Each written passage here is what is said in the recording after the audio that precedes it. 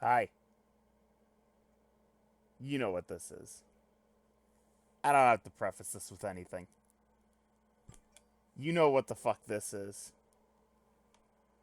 It's Homestuck. I'd like to start this off by saying hi, first of all. Second of all, I've got a peppermint snout here, my little boy, my scale mate. And I'd also like to preface this by reading off Andrew Hussey's passage from the Act One book because I think it's appropriate. I'm gonna read off his introduction real quick.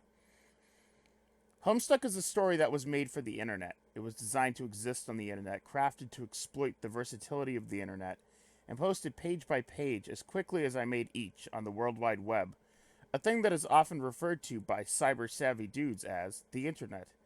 And this thing you're holding, this rigid rectangular thing in your hands, this is a book. Well, we're going to be reading it online. I feel it's important to share a few facts about Homestuck here up front. Before you invest your time, and goodness knows how many books this series will ultimately fill. If you're unfamiliar with the series and this book is your first exposure to it, some contextualization will have it all making perfect sense. Wink. This is your aha moment, since you have quite reasonably read through all or some of the book before bothering to read this dry-looking introduction. Now that you have flipped backward to give it an idle gander, it will all finally click. You will soon be able to claim with complete confidence that you understand Homestuck less than you have ever dared to believe was possible. So without further ado, Homestuck time! Alright. Who's ready to get started? Hold on. Where's my water? I dumped it on the ground somewhere.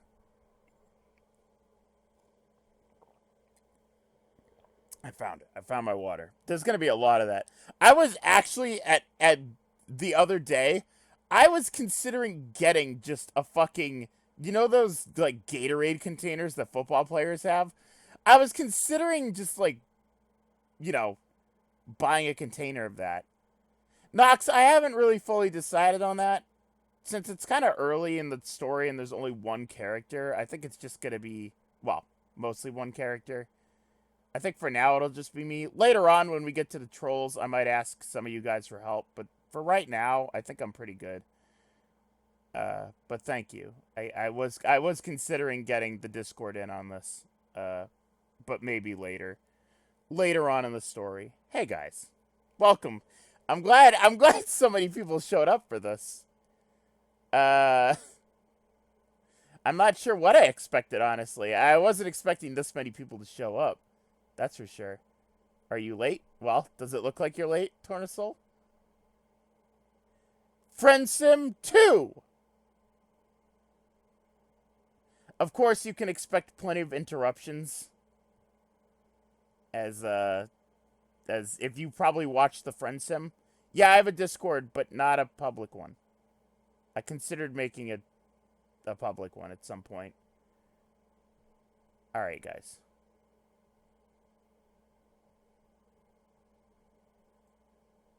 Here we go. A young man stands in his bedroom. It just so happens today, the 13th of April 2009, is this young man's birthday. Though it was 13 years ago he was given life, it is only today he will be given a name. What will the name of this young man be? Is it Zeusmel Poop Lord? No. Try again, smartass. Let's try again.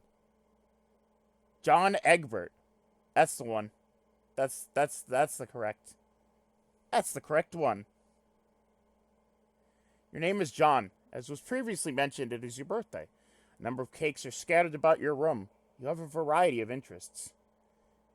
You have a passion for really terrible movies. You like to program computers, but you're not very good at it. You have a fondness for personal paranormal lore and are an aspiring amateur magician. You also like to play games sometimes. What will you do? We're gonna quickly retrieve arms from drawer. As it disappears. There we go. Your arms are in your magic chest, Poop Lord. I'm gonna remove that cake. Out of sympathy for John's perceived lack of arms, you pick up the cake for him and put it on his bed. Quickly retrieve arms from magic chest. It's one of my probably favorite panels from the entire comic.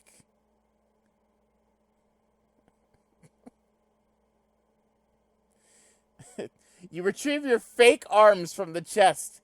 Use these for hilarious antics. You capture log them in your Silodex. You have no idea what that actually means, though.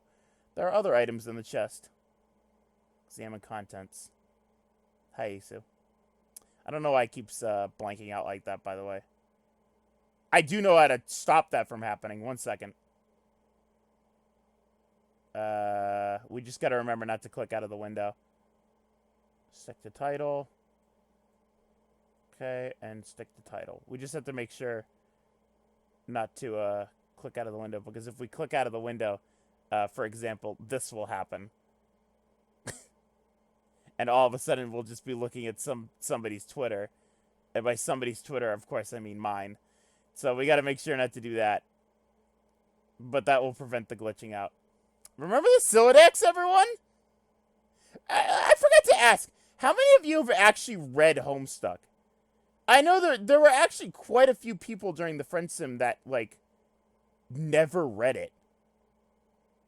And I'm not sure if any of those people are here. There were a few. All right. There's quite a few here that partially. Yeah, EC never finished it. I don't know if Boop's here. Boop never read it. Nox never finished it. I know that. Homestuck difficult. Yeah, well.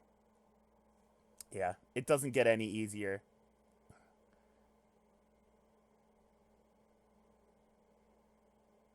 Yeah, this is Friend Sim Chapter 19, guys. All thy snoots. Alright, look at all this magic garbage. In here you keep an array of humorous and mystical artifacts, each one a devastating weapon in the hands of a skilled magician or a cunning prankster. You are neither of these things. Among the artifacts are two fake arms currently captulogged in your Silodex, 1 pair of trick handcuffs, 1 stunt sword, 1 magician's hat, 1 pair of beagle puss glasses, several smoke pellets, several blood capsules, and 1 copy of Colonel Sassacre's daunting text of magical frivolity and practical japery, and 1 copy of Harry Anderson's Wise Guy by Mike Cavaney. Some of this stuff may just come in handy at some point. For now, you decide to just take the smoke pellets. That book might come in handy later.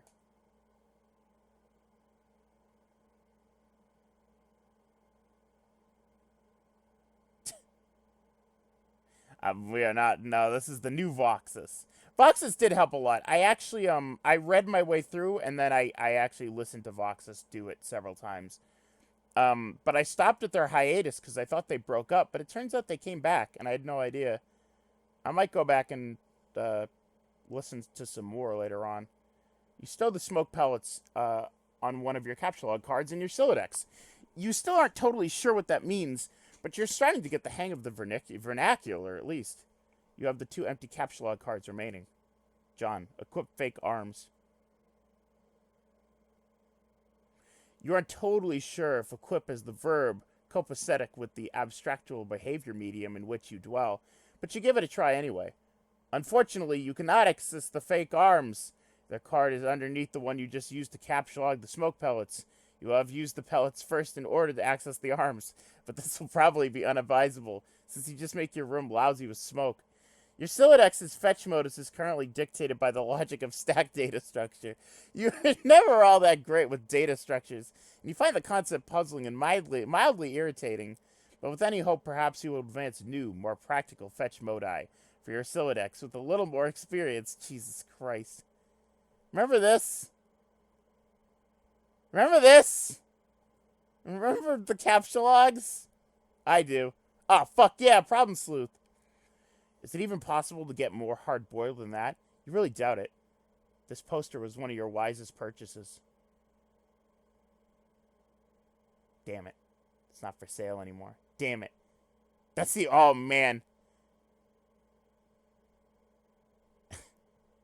the original Homestuck books. You can still buy book 2 and book 3 and book 4 and book 5 of Problem Sleuth. Holy shit! These are the old books. This is Topotoko. Jesus. Wow. That's crazy. Alright. Anyways. There's a nice spot on the wall next to it. You've been meaning to hang another poster there soon. Maybe Back to the Future. Read note on drawer. Happy birthday, son. I am so proud of you. This note is rich with the aromas of fatherly aftershaves and colognes. Beside the note is a rolled up poster. John, take poster. Another birthday artifact. You wonder what is printed on the poster. You'll need some way to hang it on your wall. Acquire hammer and nails. They will come in handy. Will they? The hammer will. You first place the hammer into your Silodex, but now all of your capsulog cards are full. You wonder what will happen if you try to take out the nails.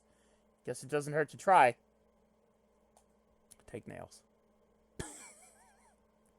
You capsulog 4 nails into the top card and push all the artifacts down a card. Fake arms are pushed down entirely from the deck. Oh well. Probably completely useless anyway, but you probably don't want to do that again, unless you want to drop some smoke pellets and suffer the consequences. In any case, you now feel like you've gathered enough things to get down to business to do some really important stuff. The next thing you do will probably be exceptionally meaningful. Squawk like an imbecile and shit on your desk. That's the dumbest idea you've had in weeks. Stupid, stupid, stupid. And yet, the polished surface of your desk, it beckons. John, combine the nails and hammer. You merge the 2 top cards. The hammer and nails are now capsulogged on the same card and can be used together. John, use hammer and nails on poster. Use the hammer and nails card in the conjunction with the card beneath it. Nail poster to wall. Oh shit, I forgot it was Little Monsters. Use the hammer, nails, and posters on the blank space in the wall. It's glorious. Exactly what you wanted. The old man really came through this time. John, examine Con Air poster. Here's a new question. How many of you have watched Con Air? Because I have. Several times, unfortunately. Unrelated to Homestuck. And it is shit. It is a very bad movie. But I have watched it. And oh my god, it is just garbage. Can I show you a scene from it? If I may be so bold, I'll show you a quick scene from it. I'll show you the introduction scene just to show you. Con Air intro scene. Let me show you Nick Cage's intro scene to give you a basis.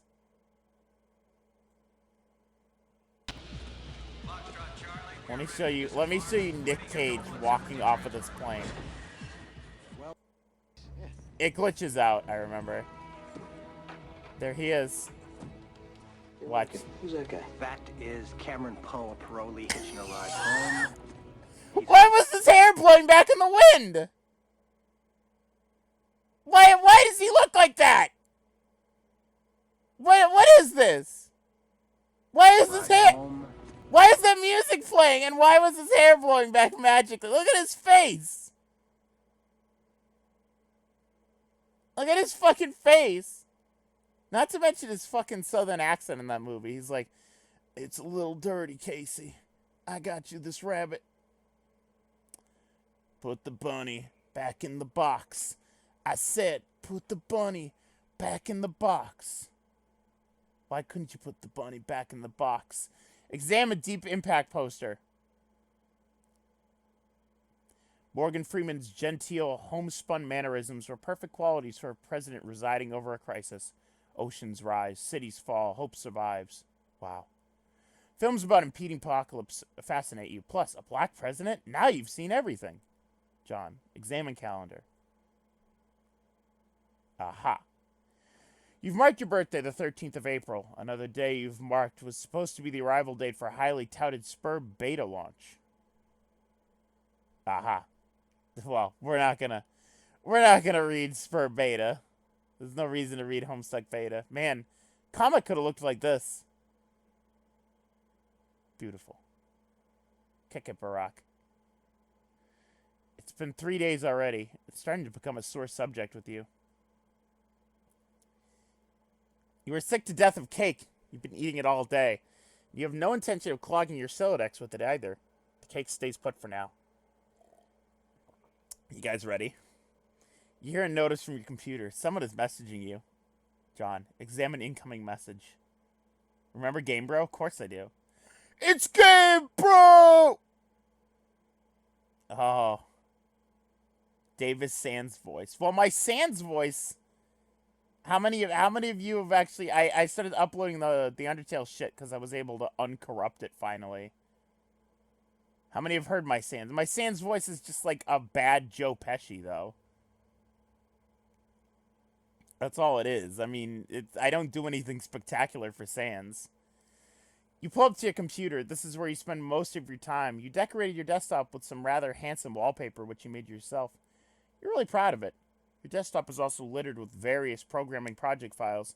You're so bad at programming, sometimes you wonder why you even bother with it. Oh, yeah? Bad at programming? Bad at programming, John? Pester Chum application is flashing. Someone's trying to get in touch with you. That was a bad... It's been a while since I've done a car cat. That was more of a Terezi. I don't know. It's pretty bad. Oh, boy. Here comes that shithead.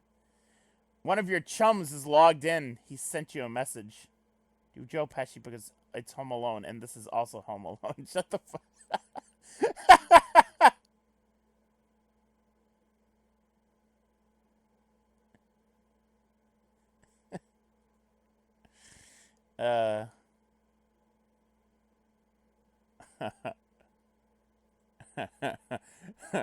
Shit.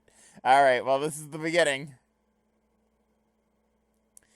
This is the beginning. Should I get someone to hop in here and help me? I don't know.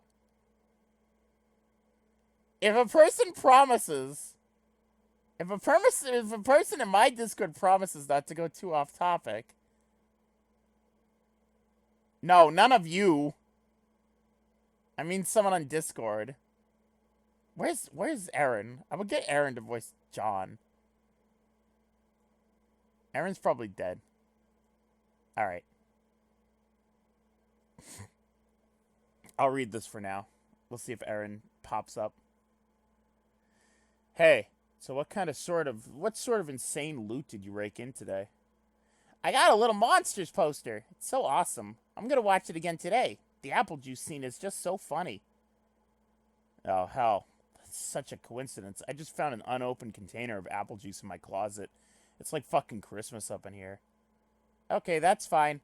But I have just one more question and then a word of caution. Have you seen a movie called Little Monsters starring Howie Mandel and Brad Savage? But the seal in the bottle's unbroken. Are you suggesting someone put piss in my apple juice at the factory? All I'm saying is don't you think Monster Howie Mandel has the power to do something simple as reseal a bottle? Try using your brain, numbnuts. Why did the fat kid or whoever drink it know what piss tasted like? I mean, his reaction was nigh instantaneous. It was the 15th day in a row Howie Mandel peed in his juice. Okay, I can accept that. Monster B-list celebrity douchebags are cunning and persistent pranksters. Also, Fred Savage has a really punchable face. But who cares about this? Let's stop talking about it. Did you get the beta yet? No. Did you? Man, I got 2 copies already. But I don't care. I'm not going to play it or anything. The game sounds boring. Did you see how it got slammed in Game Bro? Game Bro is a joke, and we both know it. Yeah. Why don't you go check your mail? Maybe it's there now. Alright. John, look out window. Do you like how my day voice is just, you know, my voice? It's good, right? It's almost as if I'm some sort of cool kid. You see the view of your yard from your window. Hanging from the tree is your tire swing. In a kid's yard, a tree without a tire swing is a proper gentleman without a monocle. That is to say, he can hardly be considered a terribly proper gentleman at all. And there beside your driveway is the mailbox. Is there anything in it? Oh, the flag thingy! The thingy! It's up! Guys, it's up! John, examine mailbox. The red arm swingy dealy thingy or whatever it's called is flipped up. The hell's that thing called anyway? You do not have time for these semantics. The red flippy lever thing means you have new mail, and that means the beta might be here. John, go outside and check mailbox. Oh shit. It's father. You were about to hurry down the stairs when you hear a car pull into the driveway. It looks like your dad has returned from the grocery store. Oh great. He's beating you to the mail. John, forget it. Check mail later. If you go downstairs to get it, he will likely monopolize hours of your time. You decide to chill up here for a while until the dust settles. Sometimes you feel like you're trapped in this room, stuck, if you will, in a sense which will probably borders on the titular. And now your chum is pestering you again. The clockwork of friendship turns ceaselessly, operating the swing lever dealies of harassment and perpetuity. Whatever. The dude can just hold his damn horses. John, examines games on CD rack. Yeah? What do we got here? Bard Quest. The Caper Havers. Problem Sleuth, the game. And it don't stop. What pumpkin? Ghostbusters 2, the MMORPG. Little Monsters for Konami, with the Nintendo seal of quality. And Harry Anderson's Call My Bluff. You've put countless man-hours into this assortment of quality titles. John, read Colonel Sassacre's daunting text. You decide to consult the Colonel's bottomless wisdom. Good grief, this thing is huge. It could kill a cat if you dropped it. It could kill a cat if you dropped it. Kill a cat if you dropped it. Kill a cat if you dropped it. Foreshadowing. But to really dig into this hefty book, you will have to captchalogue it. You're not sure if you're ready to log jam your other artifacts beneath it just yet. John, captchalogue fake arms again. What'd you just say? You don't want to clog up your... Oh, Jesus. Oh, what did you just say? You don't want to clog up your... Oh, Jesus. In a momentary lapse of concentration, you accidentally captchalogue the arms again. John, set Pester Chum status to bully.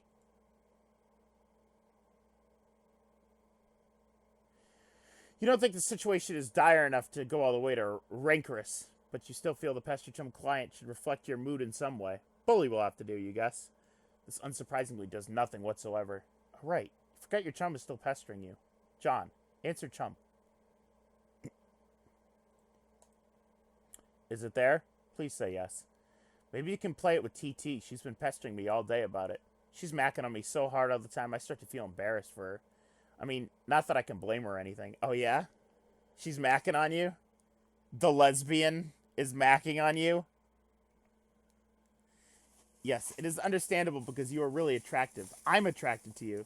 Thanks. JK, haha. No, I don't have it yet.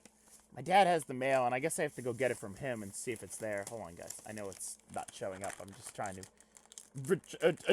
retrieve my candy. TT is Rose.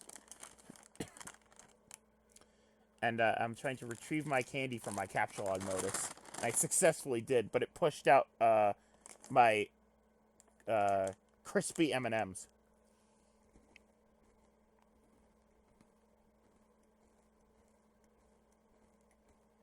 Alright, hold on. I'm eating.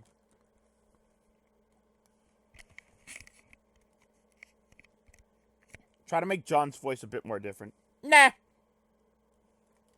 Alright, no, I don't have it yet. My dad has the mail. I guess I'll have to get it from him and see. I just realized I wasn't doing a voice. I guess I have to go get it from him and see if it's there. I've been busy spending all afternoon shitting around with my stupid Silodex. It's so frustrating. What's your modus? What? How do you retrieve artifacts from it? Oh. Like one at a time, I guess. And if I put too much in, something falls out. How do you... Stock? Oh, stack? Ha! What's yours? Hash map. My bro taught me a few tricks. He basically knows everything, and he's awesome. What the hell is that? You should probably brush up on your data structures. I guess. Did you at least allocate your strife specifists? No. It could free up a card for you. Plus, let you attack stuff whenever things get too hot to handle, which is never. What have you got? Well, I've got a hammer, but it's trapped under some arms. Wow, you really suck at this, don't you? Just get rid of the arms and then allocate the hammer to the specibus. How? I don't know, just use the arms on any old thing and see if it works. John, combine fake arms with cake.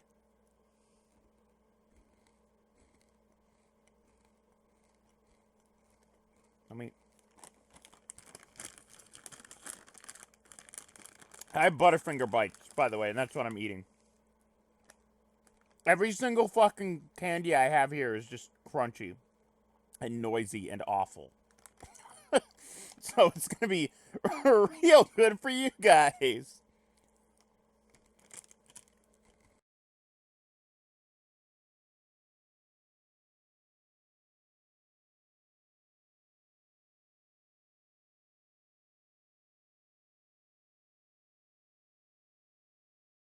Alright, I should not be eating these. I muted myself, and I was muted for like 10 fucking seconds eating a piece of Butterfinger. Also, if you guys aren't aware, I have the bar up at the top telling us what the URL is, because the number correlates to the page that we're on. Now that's going to help us.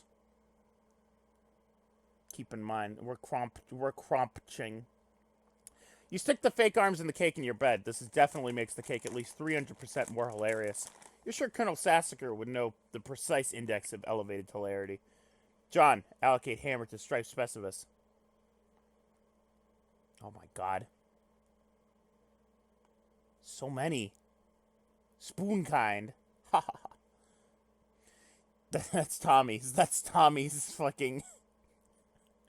That's Tommy's specibus. You check the back of your strife specibus for kind abstractus you have in mind for it. John, select hammer.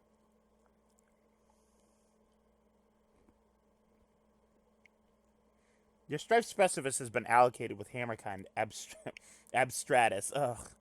The hammer has been moved from your capsule log deck to your strife deck. John, report progress to TG.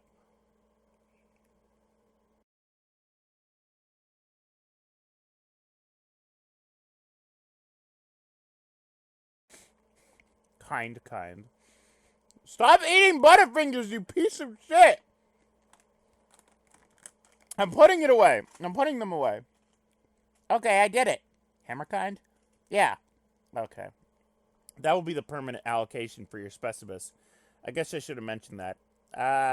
Hope you like hammers, dude. Yeah, that's fine, I guess. I can't imagine it's going to be all that relevant. Relevant. John, capture log Colonel's big book. Now that you've got some space in your Silodex to work with, you figure you might as well start squandering it immediately. Ordinarily, this ridiculous book would be way too heavy to carry around in any practical way. I guess maybe this is one respect in which the cards present some convenience. John, examine Game Bro magazine. Game Bro! Spurb! Why, the game of the year or whatever isn't as good as some other stuff I like that's better. John, read article. So, okay, Spurb is that game that a lot of cats seem hella pumped of. And this beta is sitting on my desk for review, so I'm like, yeah man, I'll write something. But I don't know, I'm like, this is about houses or some noise? That's fine. I'm sure that's like fucking dynamite in a handbag for some brosifs. But all I'm saying is, when do you get to thrash anything? While you're playing house or some shit, you ever in jeopardy of getting mud in your doll's dress or whatever from busting out, and I quote, the mad stunts all up wicked up ins? Know what I'm saying, bro yo ma? I didn't actually play this game, but I gave it a 1.5 hats out of 5 hats to keep it real. At this point, I'd like to give a shout out to my boy Dennis, who was all over the other day. We were going to chill in front of the Dark Knight, and he was so psyched of it all. And so, this one time he was leaning against the screen door and that shit popped open and the back was wet. The back deck was wet and he slipped down the steps and broke his thumb on the lawn. It wasn't a long fall, but hey, I guess the thumb bone wasn't made for supporting the brunt of a useless tool against wet grass. We never did watch Dark Knight on account of Ron his bawling candy-ass Gert to the hospital. But it's cool. I got another watching me brotel Rwanda. Bro notes. Dennis was so wasted. I mean, damn. Rating for Spurb. 1.5 hats. John. Capture log game, bro. I fucking hate this comic. It might come in handy if you ever want something that burns easily. John. Capture log magician's hat. You expend your final card in the magician's hat. John. Get funny glasses, too. Oh. You don't have a free card in your Silodex. However, you're able to merge the Beagle Puss with the magician's hat to create a clever disguise.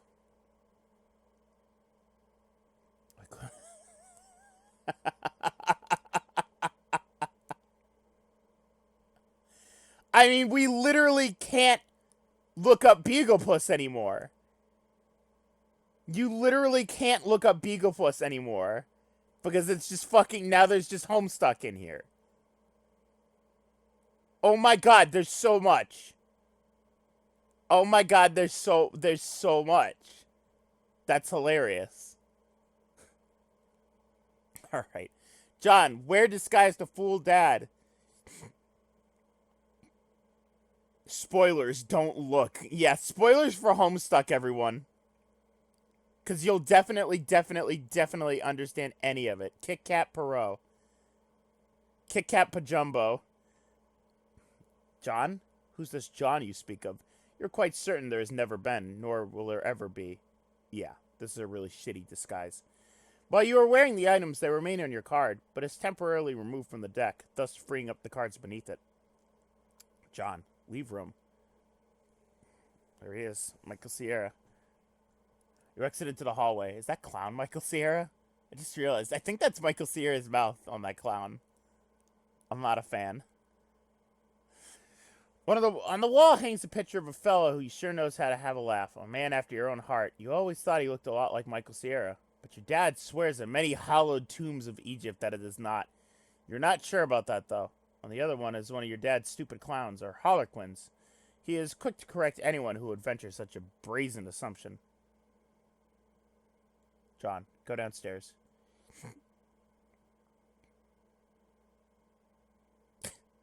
Yeah, it's Sierra. That's how you pronounce it. The cursed odor of fresh baking wafts into your newfound nostrils. Something is brewing in the kitchen. It must be the connivings of your arch nemesis, Betty Crocker. Please don't load up pictures of fucking... Oh, good, it's Wiki. Hold on. Legacy. Media. References? No, it's just literal reference. Hold on. No. Legacy?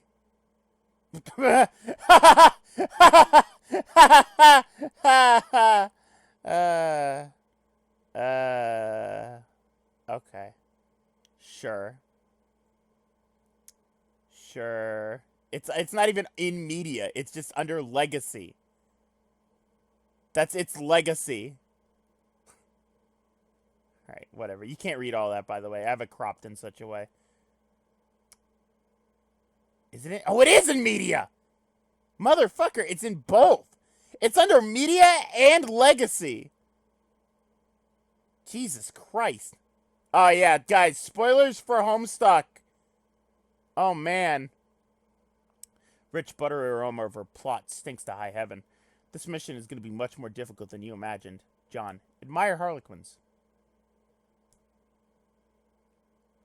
You check out the shelves of fanciful harlequins. Look at this fucking garbage. You hate this stuff.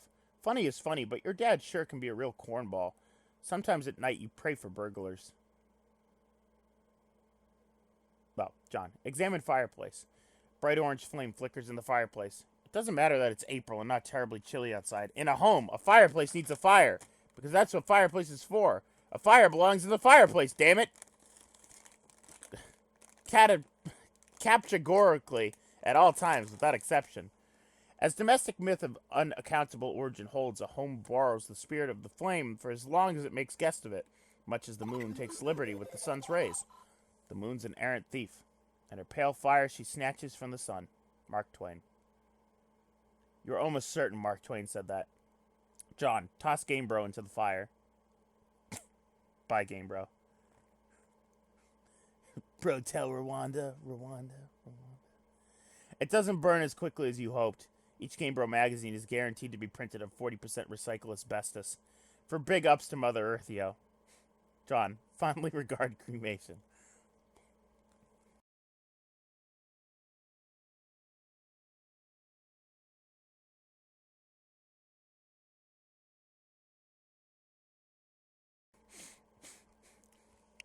Who's Mark Twain? Some Homestuck fan. If you squint, it looks like Jared Padalecki. Oh yeah, everyone F for Nana. Examine the sacred urn containing your departed Nana's ashes. When your father gives her portrait a wistful glance now and then, you can tell it brings back painful memories. A tall bookshelf, a ladder, an unabridged Colonel Sassacres. He never wants to talk about it. John, topple urn. You clumsily mishandled the sacred urn, ashes everywhere. In retrospect, upon mulling cinematic tropes regarding to ash-filled urns, this outcome was a virtual certainty. You'd probably better clean it up before Dad finds it. You ready for one of those patented Ryan diversions?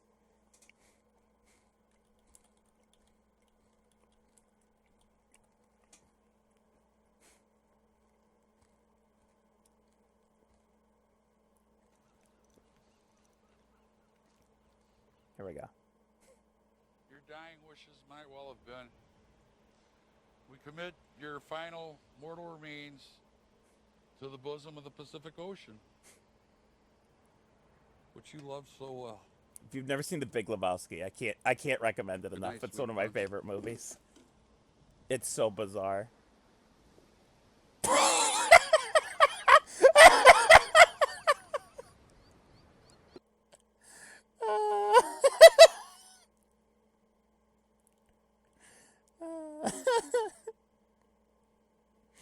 You better clean it up before Dad finds it.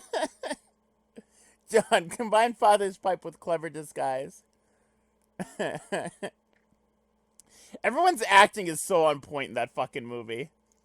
Like, everyone. You think now would be a good time to beef up your clever disguise. John, examine oversized gift.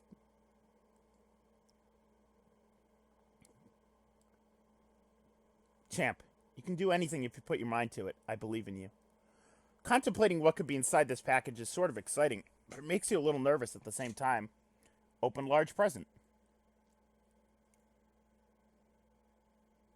Oh, hell no. John, capture log ashes. It's a Nintendo Switch. Give John a Switch. Give John Egbert a Nintendo Switch. First, you prop the Harlequin doll up on the couch. Having it in the middle of the floor sprawled out all akimbo-like struck you as unseemly. You capsulate the ashes to your available card. John, combine ashes with urn.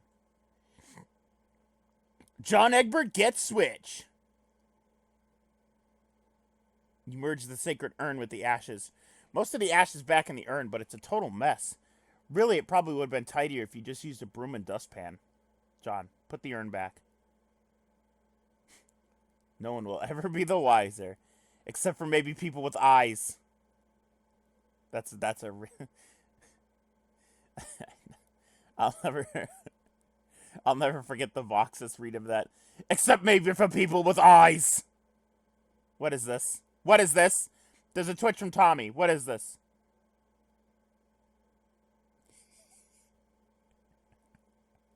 No, what is this? No! Hey everyone, this is Tommy Wazil. How you guys doing? I'd like to wish you happy holidays to you. Happy holidays to you. And may good spirit guide you. And a merry Christmas. And happy New Year to all of you. Thank you for your support. Have a groovy time. Be good. Oh my god. Thank you.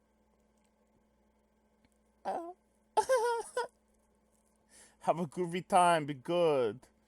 Okay. So if you haven't heard of Tommy Wiseau, he made one of my favorite bad movies ever called The Room.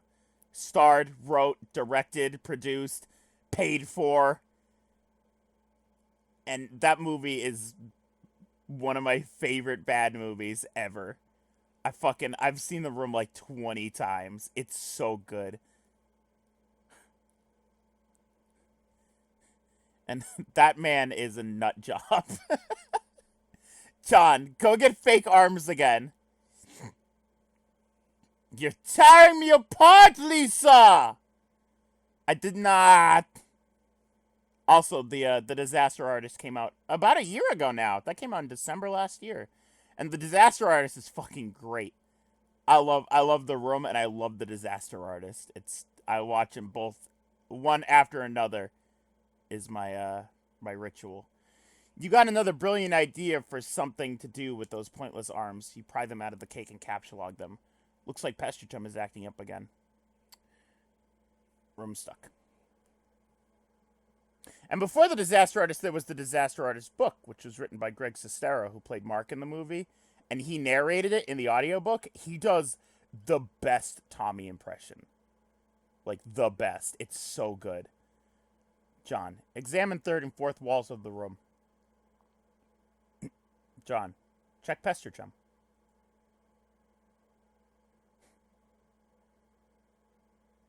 Oh boy. Another one of your chums is messaging you. You don't say.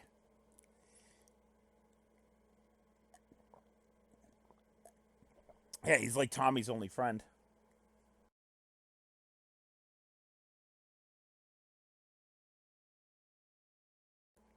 So these might not be the permanent voices for these characters. I might get guest stars eventually, but for now, I'll do my best. I understand you have recently come into possession of the beta release of the Game of the Year, as featured in respectable periodicals such as Game Bro magazine. That's an ugly rumor. Whoever told you that is a filthy liar. You should probably stop hitting on him all the time or whatever. I can't control myself. I must have a weakness for insufferable pricks. Anyway, I still haven't checked the mail. My dad has it. I'm trying to get it from him, so BRB. John. What? You're wearing one of your disguises now, aren't you? You're typing to me while wearing something ridiculous. No. Why would you ever think that? That's so stupid. Okay. Why don't you go get the game from your father? Okay, wish me luck. Oh, by the way, JK, I was wearing a funny disguise the whole time. Gotcha! I know, John. John, go back downstairs.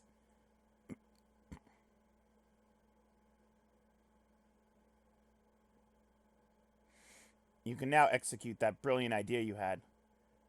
There should be just enough frosting on the fake arms to serve as an adequate adhesive. John, attach arms to doll.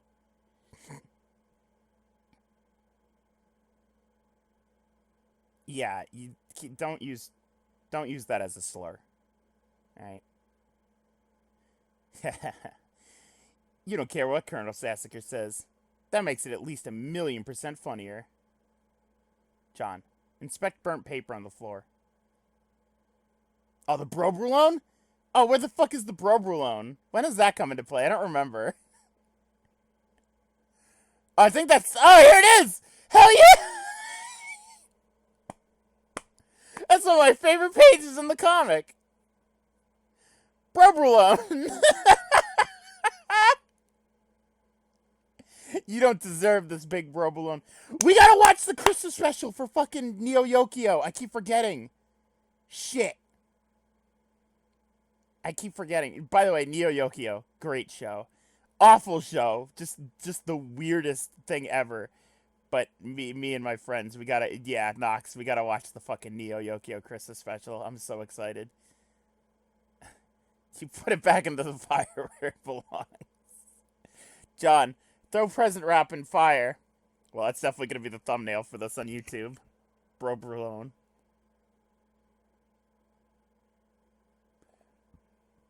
A sure big gay clown, also known as Hot Wheels Official. That's right, guys. We have the inventor of Hot Wheels in the chat. It is. It really is. Provolone. As long as you're cleaning up. John, capsulog doll. Carry hefty items, but that thing is way too big. Get real. Besides, you don't even want it. John, read Colonel Sassacre's text. Hell's bells, we are having a mighty sporting time of it. Hold fast, my intrepid fellow prank smiths. We've merely nicked the mahogany of our japing chests. If I may direct the incisive ogle of your beagle puss to the wriggling regency of vermibugs, plastic parasites, squirming serpents, pliable pests, and every such order and phyla of creepy crawlies. Land sakes alive, we're cooking with petrol now. In further exhibits we shall dwell on artifice useful to your exploits. It is your pappy's rod and reel handy? What about a bit of iron cord? It shouldn't prove elusive. Bring those writhing rascals to life, and set the nerves of some old maid to the wreck of Hesperus. Do you have a bothersome aunt who never seems troubled to find ways with your sunny afternoons?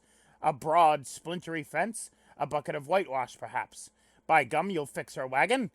And what of that tawny gent who puts his lackadaisical lean near the sarsaparilla font? You'll have to have that listless octoroon find the spring in his step just yet.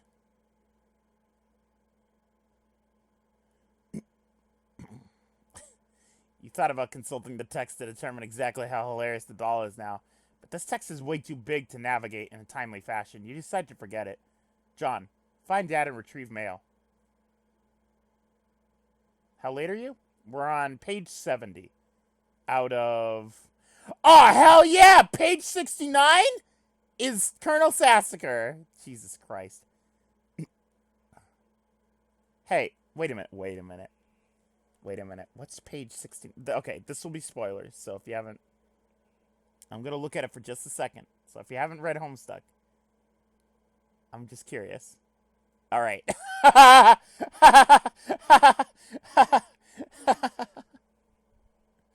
That part. Got it. John, find Dad and retrieve mail. Yeah, that part was sad, indeed. The door on the left leads to the kitchen, from which a smell of baking wafts, a powerful aroma which could lift an especially portly hobo off his feet. The door on the right leads to the study, where your dad spends a lot of time. He could be in either room. Where will you go? John, go in the study. We gotta know 420, too. Oh, that's a good point. Hold on.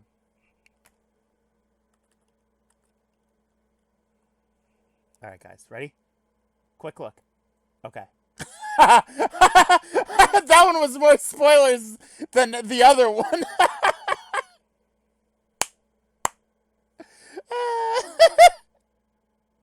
That one was just a look into the not so far away future. All right. Could be in either room. Where will you go? John, go to the study. Doesn't look like he's here right now. On the desk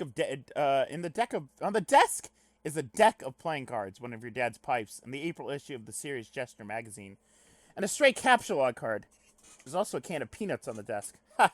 Oh, Dad, you won't be falling for that one again anytime soon. A severe peanut allergy is a terrible affliction to cope with. John, upgrade costume with hat from Hat Rack. You swap the magician's hat for a bowler hat. This disguise is somewhat less funny, but a lot more distinguished looking. John, combine second pipe with clever disguise. Your dad maintains numerous pipes around the household. Father thought a pipe is like a strapping roughneck without a toothpick. That is to say, he has a rather piss-poor excuse for a roughneck if you ask me. Rather not take the pipe, though. The first one tastes bad enough as it is.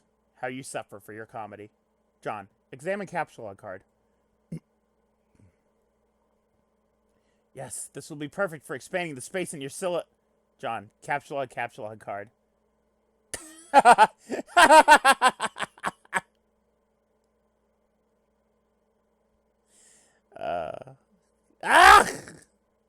Yes. John, play haunting piano refrain.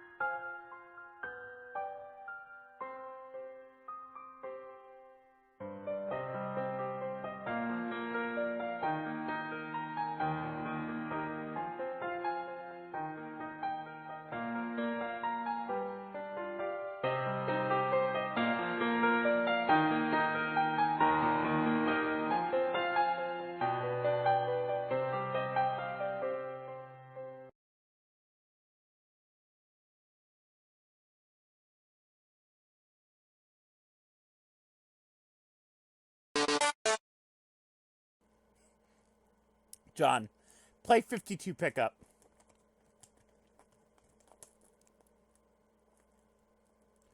You play the prankster's favorite card game, even though you're alone in the room, thus rendering it an especially foolish version of solitaire. Everyone fucking losing it.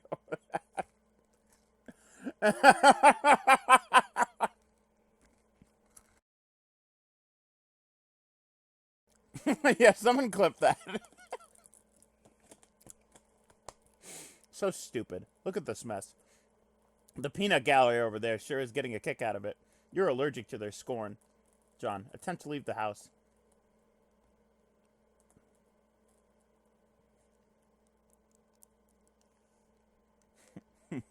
Well, I muted myself, first of all, to eat some candy, which I'm doing right now. You go back into the living room and contemplate checking the mailbox outside. Think perhaps you should exhaust all possibilities before plunging headlong into a dad encounter. Your television is currently airing a commercial. John, exit.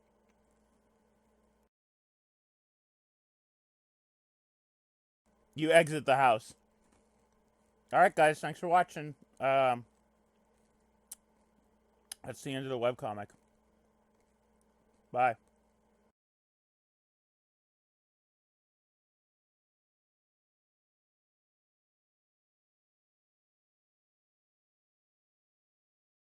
Alright. John, check the mail. Predictably, the mailbox is empty. You've already been scoped by your father. S.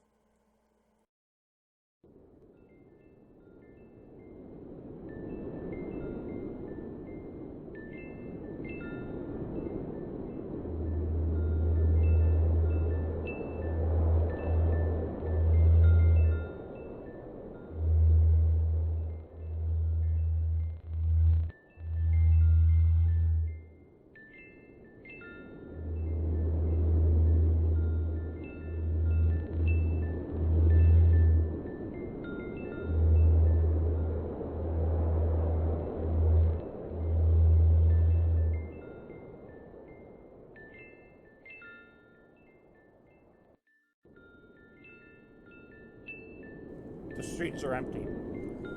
Wind skims the voids, keeping neighbors apart, as if gazing the hollow of a cut reed or, say, plundered mailbox. A familiar note is produced. It's the one desolation plays to keep its instrument in tune. It's your 13th birthday, and as with all 12 preceding it, something feels missing from your life.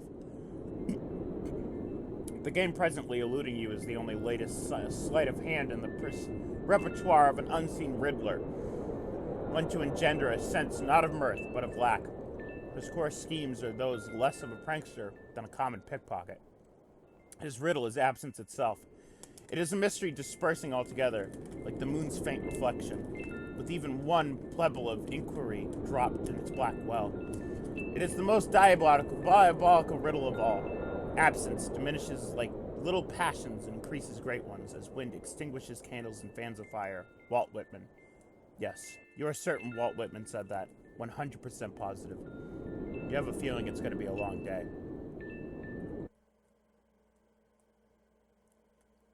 John, leave a surprise for the mailman.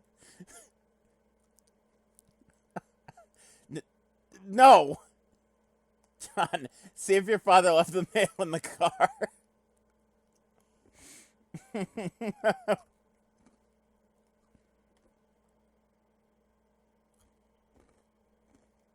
The door is locked and your dad has the car keys. You peer into the driver's side window. You don't see any mail, but you do see a green package. There's also something underneath it that looks like a slip of paper. Could these items have come in the mail? You don't see anything else that's usually in the mail, like bills and coupons. Maybe your dad forgot to take this stuff inside. John, spy in the kitchen. Try to get a gander through the kitchen window, but you can't see a whole lot. It seems your dad has been doing so much baking, the glass is steamed up. God, he's so weird. But you can see what's on the table just beside the window. It looks like the mail is here, including among it a red package, some bills, your dad's PDA, and an envelope that appears to be suspiciously labeled with the Suburb logo. Could it be? Unfortunately, the window's locked. John, go back into the kitchen.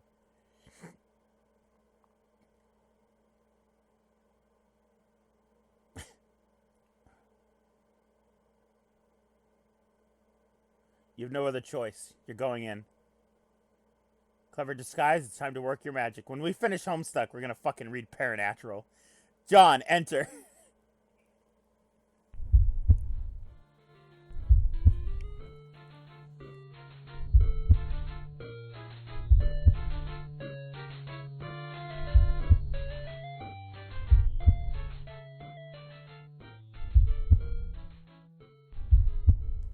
No, I'm trying.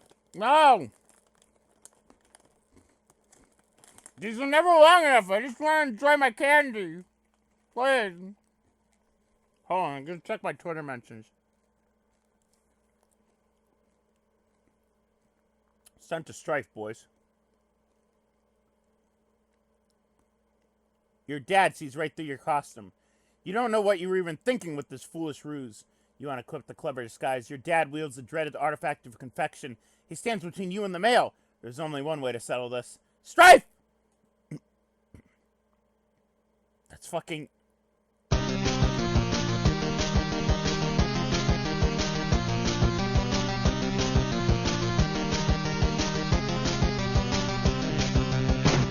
It's fucking loud!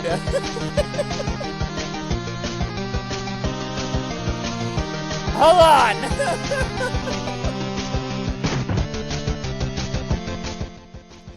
Wow!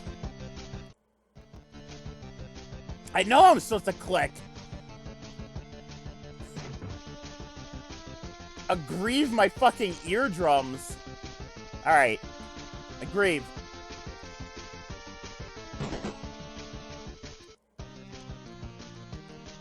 Yeah, Hot Wheels official. That's the same fucking one they had in my Walmart that I work at. And they don't even have the front of it. No, they don't have the back parts anymore. The back parts are gone. Like, it's just like the front part of the bus. It's like a really, really, really tiny bus now. John, retrieve the package and flee to your room. Yes, things do get flashy, but it's the Homestuck. Pie. You cannot abscond. This pesky guardian is blocking your path. You will need to engineer some sort of distraction. And now he... Oh, good. And now he brandishes yet another artifact of confection. This man is ruthless. You better brace for impact in the most comedically striking fashion possible. John, equip disguise for defense. Rip. The Beagle Aegis absorbs the brunt of the treat. Looks like Dad will enjoy the prankster's gambit on that exchange, as is usually the case. John, capture log Pi 10.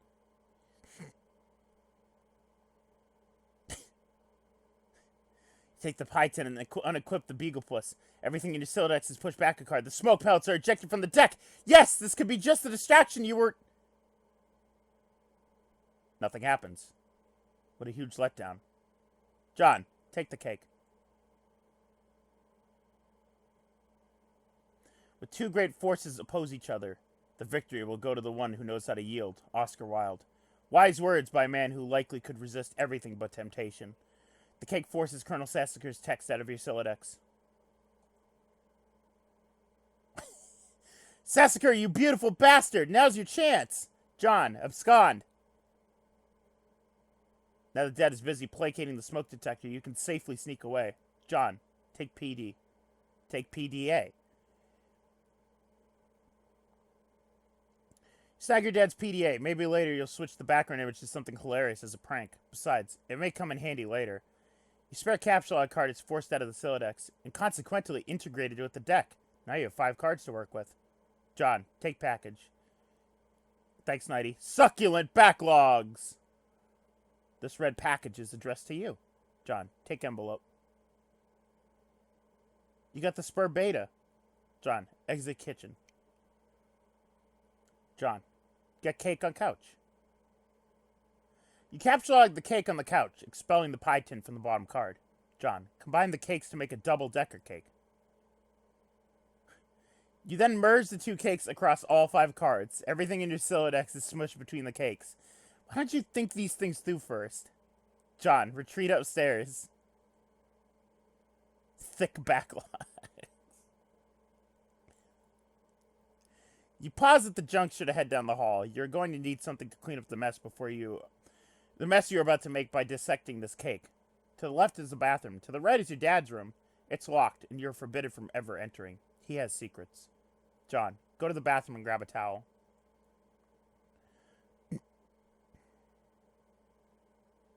Where is she? Where's Vroska? You enter the bathroom. You can see your backyard from the window. The jewel in its crown is the swing set, which has provided you with years of joy.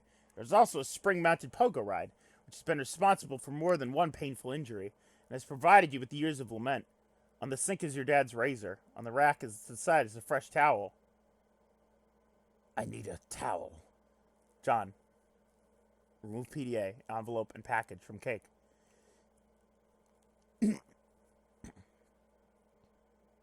He does those things. You take the razor and use it to perform surgery on the cake. Use the towel to clean off the extracted goods. John, retrieve your items. The items force the manhandled cake into the toilet. Just like that, your Silodex is full again. God, this thing is annoying. John, go to the bedroom. They did surgery on a cake. John, admire failure to launch poster. By the way, I'm not sure if you guys can actually tell this, but I actually have this zoomed in quite a lot. I have this zoomed in to 125%, because the text is so fucking small and I'm blind. Contact. That's the only movie on John's wall that I like. It's very, very mediocre. It's a mediocre film, but I like it a lot. It's weird. Contact is a weird film, but I kind of like it. You're not usually into chick flicks, but Matthew McConaughey's cool charisma can salvage any heap of a smoldering wreckage. This is your McConaughey wall. Casual shrine to amazing actor. The film above that is a lot better, you think. Can you see her? I want you to picture that little girl. Now imagine she's white. You got us, Matthew. Smooth talking exposed to latent racism. Damn, you're good. S. John. Check Pester Chum. Terepi. Oh, shit. I know that one. Show Pesterlog. Hi, happy birthday, John. Hello? Okay, I'll talk to you later. Hey, Gigi is looking for you. Why are you so popular all of a sudden? Is today some sort of special occasion or something? Did you do something to curry favor with the ladies? Did you break your leg on a puppy or some shit? Dude, what are you doing? I discovered a comet is coming to destroy Earth, and that it's named after me. Now I'm famous, and everyone wants to talk to me a lot. A comet's coming to destroy Earth. Destroy Earth. Destroy Earth. No, stop. Just no. Don't talk about your awful, stupid movies or make references to them. Your gross man-bro crush on Matthew McConaughey is an unsavory thing to behold. Oh. Matt McConaughey, but he spelled McConaughey wrong. McConaughey. Sounds like a dumb noise a horse would make, i.e. dumb. Equally dumb are all those pictures of that clown you've got hanging up. Those are my dad's. I was talking about Nick Cage. Oh, what? No, man, Nick Cage is sweet. So sweet. Ha, so lame. You don't even like him ironically or anything that is, like, for real, isn't it? Oh, you don't even like him ironically or anything. This is, like, for real, isn't it? I do things ironically sometimes. What about what I sent you for your birthday? No, these are awesome. What? No, they're stupid. Which was the joke, the ironic joke, get it? Wait, you're actually wearing them, aren't you? I'm wearing them ironically, because they're awesome. The fact that they're ironic makes them awesome, and vice versa. Are you taking notes on how to be cool? Jesus, get a fucking pen. You do realize they touched Stiller's weird sort of gaunt face at some point. Ew, yeah. Oh well. Anyway, speaking of which, did you get the mail? Yeah. Did there happen to be a package there? Yeah, there's a big red one. You should probably open it. I would, but it's trapped under the Spur beta, so I'll probably open it after I install the beta. Oh man, the beta came? Yeah, you want to play it? Ha, no way. Why not? It sounds so hells of boring. Just get TT to play it. She's all about that. Where'd she go? Her internet is blinking in and out, I guess. Probably be back online soon. Oh, and Christ in a sidebar. Are you still using the stack modus? Seriously, dude. You need to bone up on your data structures. That shit is ridiculous. Okay, I will. John, open browser and go to mspaintadventures.com.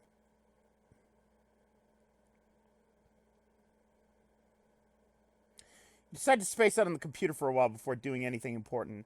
You open the Typheus web browser and direct it to what is indisputably the most amazing website ever created.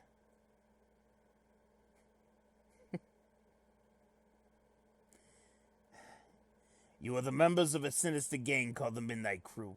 Your nefarious plots are serpentine in their complexity. Your schemes convoluted.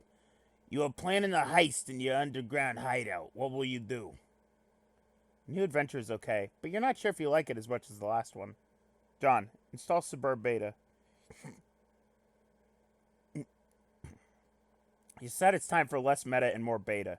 You insert the CD and install it in Suburb. Install the Suburb Beta. This is a bad idea.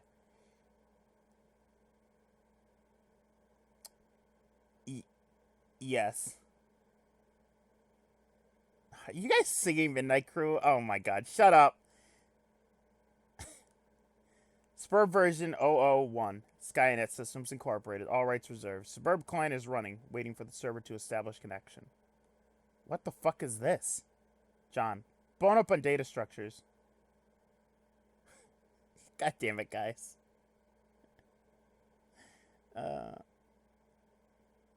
You know the Donkey Kong rap? Yeah, I'm aware of it. Ghost Dad. Go to your closet where you keep a lot of clothes and an array of handy computer programming guides. John, read Data Structures book. Data Structures for assholes. Your ignorance just made me throw up a little. Get a clue, you computer illiterate piece of shit. Free, fetch modus and back. You're not sure you really want to dig into this huge tome. It looks really boring and kind of ornery. Maybe I'll just check out what the free modus is instead. John, get free fetch modus. FIFO. You turn to the back inside cover where a free fetch modus is included in a plastic sleeve. The first one is dictated by the logic of Q data structure, operating on first in, first out method rather than first in, last out method of stack. John, apply fetch modus to Silodex. Items capsuled in your Silodex are no longer immediately accessible. You can only use the item on the bottom card, and must wait for items on the upper card to be pushed back to it. For instance, the red package is now inaccessible. You only have the razor at the moment. The modus doesn't strike you as a significant upgrade to your previous one. In fact, it almost seems more inconvenient. You figure you might as well give it a chance, though. Switch back to stack modus. You suddenly wonder if that's even possible. You don't even remember if you had a physical card for the stack modus. You find this all to be a little abstract, and you prefer not to think about it too much. John, put down razor. Jesus Christ. Put it down? You're not sure you understand. John, pick up 2 items.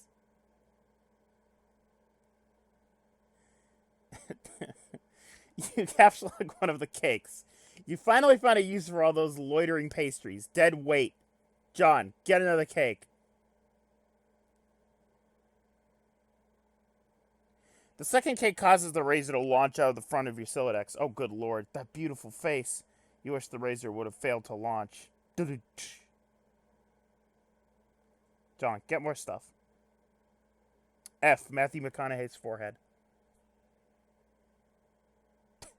You open your magic chest and capsulate one of your favorite books of all time, Wise Guy by Mike Cavney. There goes the fresh towel. John, might as well grab those cuffs. Can we get an F in chat, boys? F for Matt McConaughey's beautiful forehead, of course. You take the trick handcuffs, expelling the PDA like a bullet. Whoops. I love this fucking shot. This fucking shot of just the PDA out in the yard. Oh, god damn it. John, open up that package. To EB from TG. You examine the package. It is from one of your internet chums. It's bound in packing tape, though. You'll need something sharp to open it. Of course, the razor. It's so simple. You wonder why you didn't... John, get razor. John, pick up package again.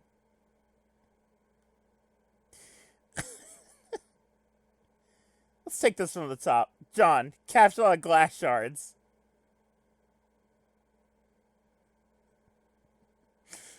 It's fucking stupid. You take these 3 glass shards in quick succession and duck for cover. Your Celodex rains devastation on your room from above. Now that your cards are packed with glass, you probably don't want to do that again anytime soon. I love it. It's just a cake in the road. You should probably go get that stuff before you forget. John, use the razor on the red package. You open the package. There is something suspicious inside. Something suspiciously dirty and smelly. It's a stuffed bunny, much like the one held hostage briefly by Malkovich's Cyrus the Virus while taunting a hard luck protagonist Cameron Poe. There he is. There he is, John Malkovich himself. Strikingly similar to the one scooped up from the soot of a burning Vegas strip by Cage's Poe and offered to his daughter, a gesture of symbolic and tattered exterior surrounding a heart of gold. But Poe wasn't much to look at, but he was a good man. But no, this is not merely like that bunny. According to the note of authenticity, this is the very same bunny. This is so awesome. John, check status of Suburb Beta. Looks like your computer is trying to get your attention. John, look at monitor. Press enter when ready. Don't press enter. Uninstall. Uninstall! John, check Pester Chum window. It looks like you've managed to retrieve the beta. Excellent. I'm going to try and connect. Whoa, okay, but I just got the most awesome present. The rabbit. So sweet. I've heard tales of this wretched creature often. Its Homeric legend is practically ensconced in the fold of my personal mythology by now. Ha, what? Why don't we focus on the matter at hand? Oh, the game. Okay. I don't really know how this works. What am I even looking at here? You're running the client application. I am running the server, so I am the host user. I have established a connection with you. This is sufficient for us to play the game. Oh, okay then. Why don't we get started? John, press enter. Whoa, graphics. The graphics are crazy.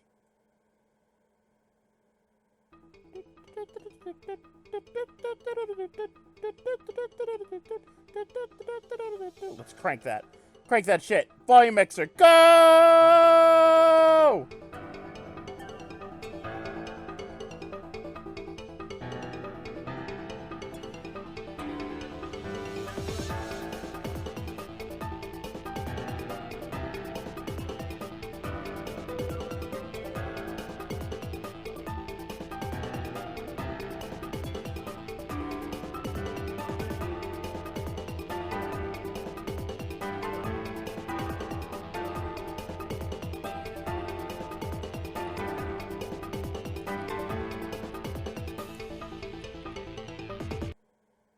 Spurb.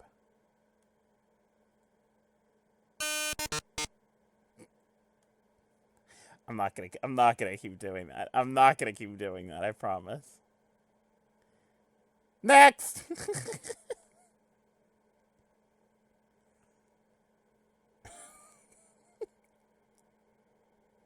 I promise I'm not gonna keep doing that! Mouse over the interface buttons. AH. Who's AH? Never heard of him. Whoa. Revise. Deploy. For daily registry. Grist cache. Explore Athenium. Alchemy. Fuck you, Andrew Hussey. Piece of garbage. TT. Select magic chest.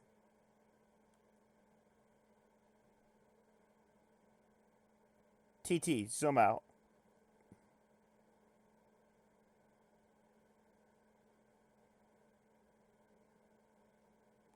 TT, drop chest. That's a good place for it, right? Yeah, that's a good place for it, right? Thanks, Rose. Whoa, what are you doing? Sorry, I'm just getting a feel for the controls. Is my magic chest on the roof now? Yes. I will try to be more careful next time. John, get the card.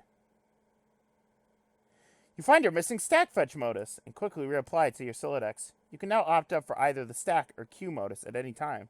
You toggle between the fetch modus with gleeful abandon. Looks like your dad is leaving again for baking supplies. You're relieved that the house is to yourself again, if only for a few minutes. Ugh. Hold on. I'm getting comfortable here. You just hope he doesn't notice the magic chest on the roof, or all the shit you threw out the window for that matter. TT, select stuff in yard and move back into room. Bam, bam. Hey, think you could do me a favor? Can you grab all that stuff outside my broken window and bring it in for me? I'll give it a shot. Thanks. No luck. It appears to be out of range. I'm guessing it's too far away from you, the player. Aw. TT, select John. You cannot select a player. John abjures the meddlesome cursor. TT, select Bunny. Oh. TT, put the bunny back in the box. Oh. We did it! Homestuck's over. We win. TT, revise room.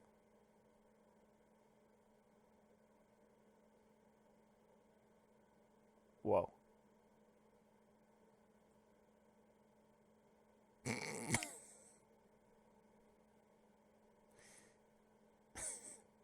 TT, open Fernalia registry.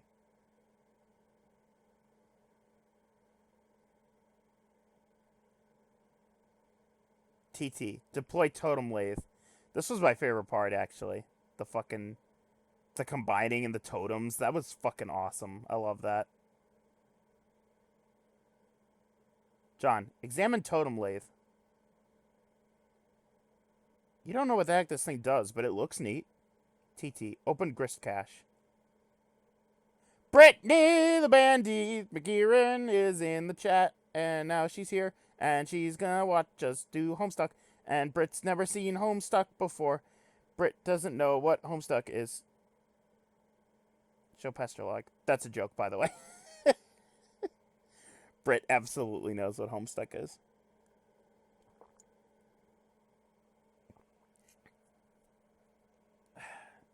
Seems expanding the dimensions of your room cost us some build grist, but deploying the lathe did not appear to incur any expense. It looks like certain objects are freebies, probably to help you set up the game. Wow, okay. What did they do? I think it's up to you to find out. All I can do is drop stuff in your house and move it around, apparently. How do I move stuff around? It sounds fun. I don't think you can as the client. You will need to install the server application. You should have received both in separate envelopes. I am running both on my computer right now. What? Did you get another envelope in the mail? No. Once you install the server and establish a connection, I'm sure you will be able to manipulate my environment in the same manner. Are you sure you didn't get it? Oh man, I think I might know where it is. Oh shit. Dun dun. Now that your room is bigger, why don't you move to the far corner? It will extend the range of the cursor and I can reach the items.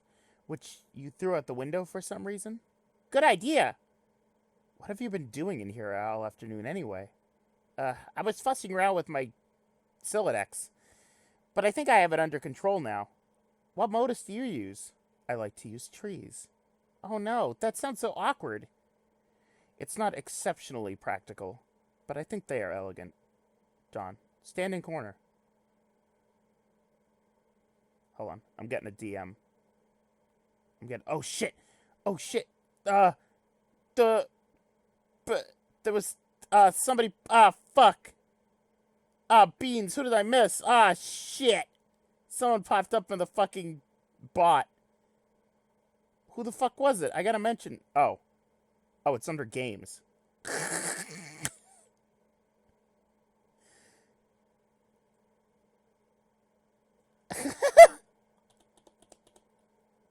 Isu pranked me, sorry. Hold on, guys, sorry.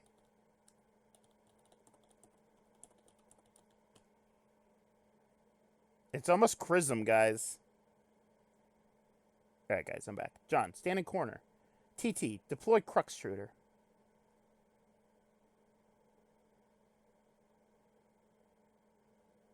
TT, deploy Alchemitor. That's a good place for that, Rose. Thank you. Show pester log. Why is the floor shaking? Are you dropping off more stuff in my house?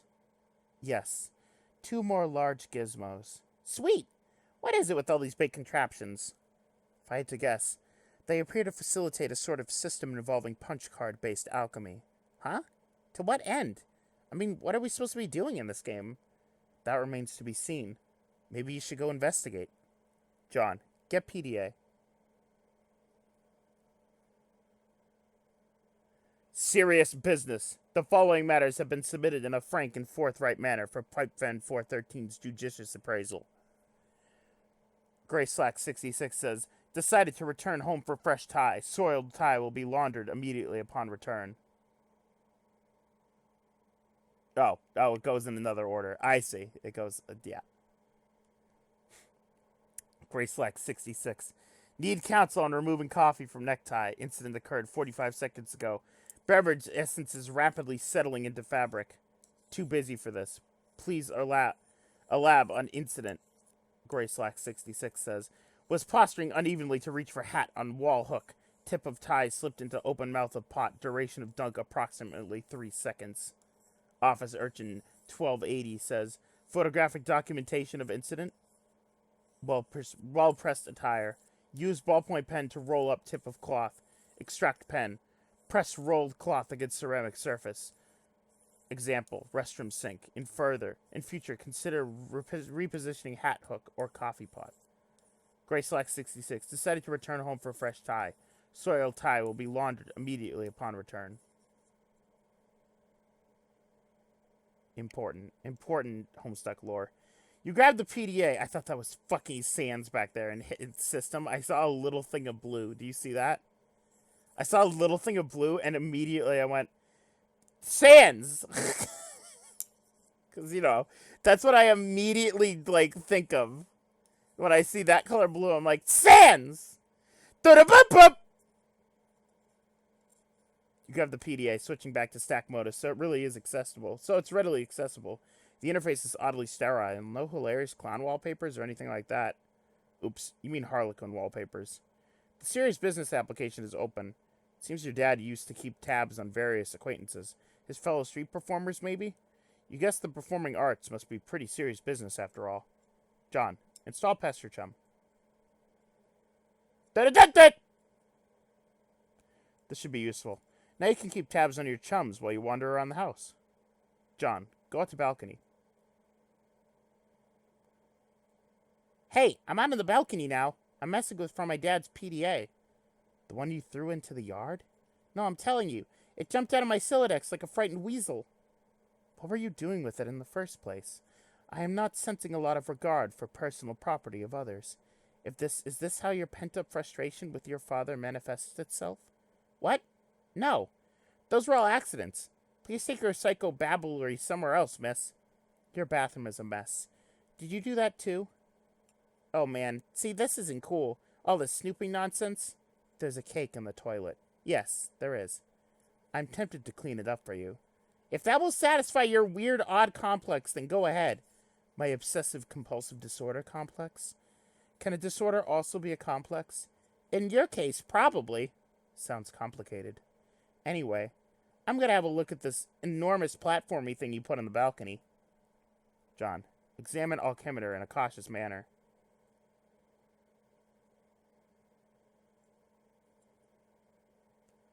Da-da. Da-da-da. Da-da-da.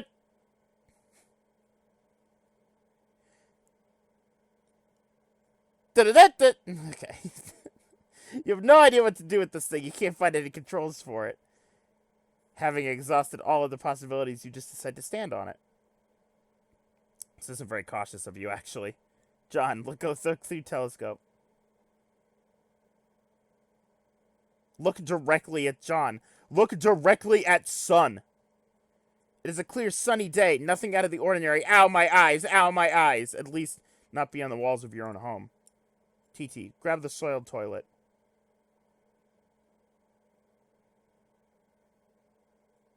Whoops. Whoops what? What was that noise? Is this something I should go investigate? No, I have it under control. You can keep playing with your telescope. John, investigate.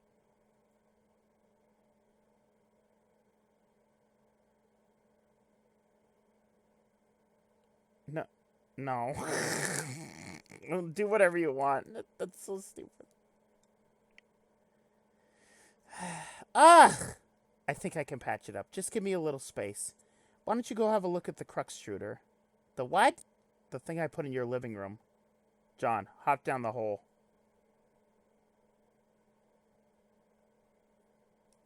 Look back, Knox. You jump down into the utility room. John, get sledgehammer and card. Strife specibus. You take the sledgehammer and the capture log card, combine the two, and quickly apply it to your strife specibus. You think it's cool that things don't always have to be a federal fucking issue. Looks like another one of your chums is pestering you on your PDA. Hello, Green Sylph. John, answer chum. Knox, did you want to read Jade today or at some point? I'm playing with chopsticks, by the way. I bought some chopsticks, cheapo chopsticks at like FYE, and I'm trying to teach myself how to use them. I think that'd be a cool hobby, or at least not a hobby, but a cool thing to know how to do. I was under the age of 5 when Homestuck came out. Hey, that sentence, I don't like it.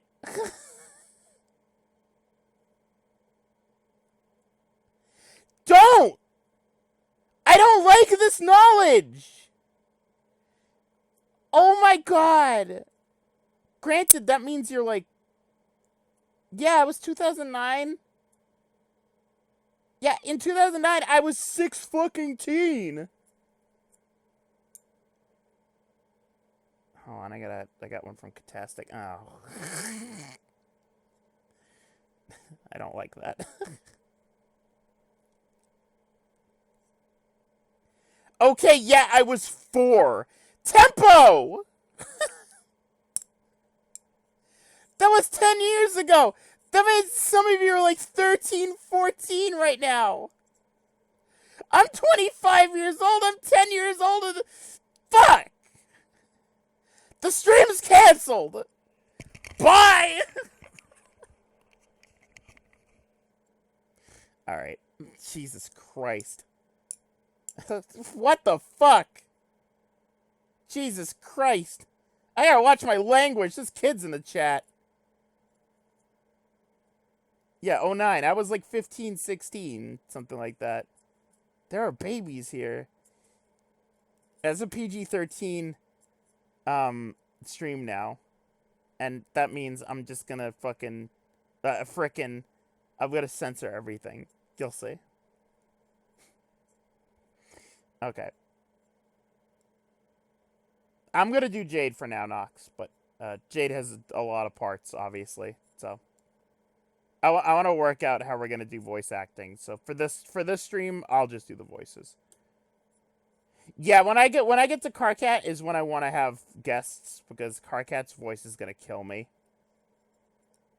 It's just gonna destroy my voice. John, did you get my package?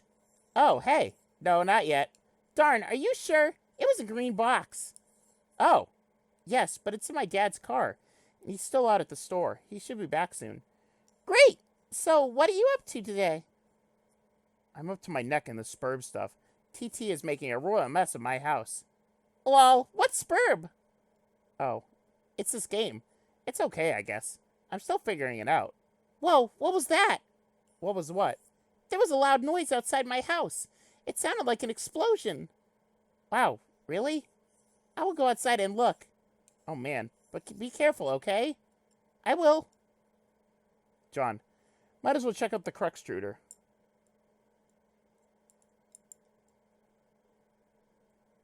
Oh, hell no. You put this thing in front of my door? There's a door there? Yeah. I didn't see it. I just thought it fit nicely into that groove. You mean you thought it was elegant? Okay, well, what do I do with this thing? Hello? What are you up to? What are you doing up there now?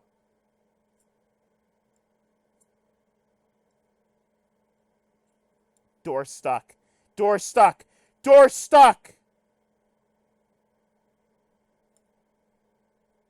Shit. Oh, fuck. John, examine wheel on the crux extruder. That's one of Rose's less than 50 fucks. Where's, I sent... Hold on. I sent out... Hold on. Number of fucks in Homestuck. Someone did a graph of, like... Here it is. There you go. What is this, Britt? What did Britt link me? What is this? Door stuck. Thank you.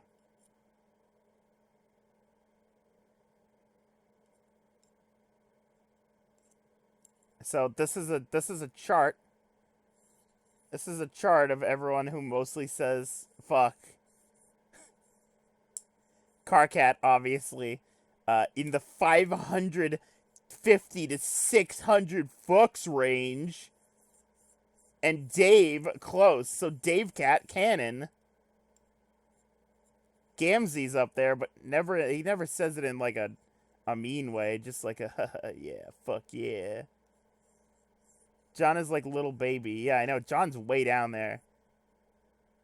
Fucking Rose. We just witnessed one of... Rose is like 25 fucks, and we just witnessed one of them in all 8,000 something pages. So... yeah. Pretty crazy. Alright. Oh, fuck. That's one of her 25. Others, I would imagine just a combination of, like Equius and shit. Yeah, everyone else. It's just a mix of all the other characters. They probably don't say it enough. Probably, like, each character probably says fuck at least once in this goddamn comic. John, examine wheel in the crux extruder. Turn the wheel. Something seems to be pushing up from underneath the lid. But you aren't strong enough to make the lid come off. TT. Put bathtub in driveway. Sure. Connection lost. Tub's journey to the driveway. The connection is interrupted. John, scold TT. Alright, guys. What's the line?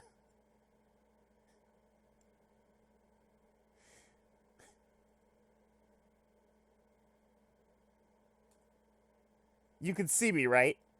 Tell me what's wrong with this picture.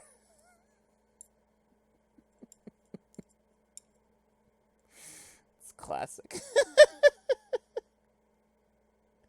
Sorry, I keep losing the wireless signal. Must be the weather. I would look for a stronger signal in another part of the house, but I'd rather not risk an encounter with my mother. I battled through her cloud of gin and derision once already this evening.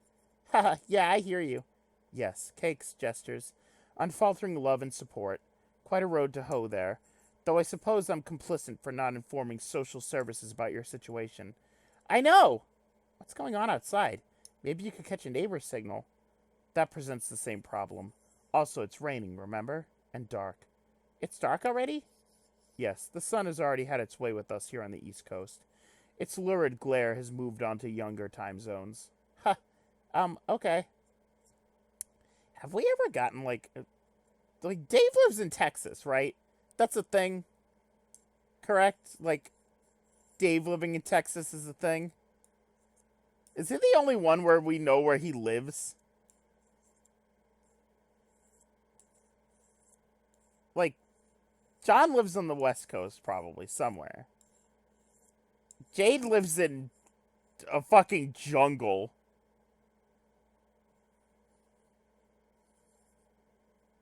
Really? I didn't know that. Huh. Where's Rose? I want to know where Rose is. Maybe Rose is here. Rose is in... I'm Rose.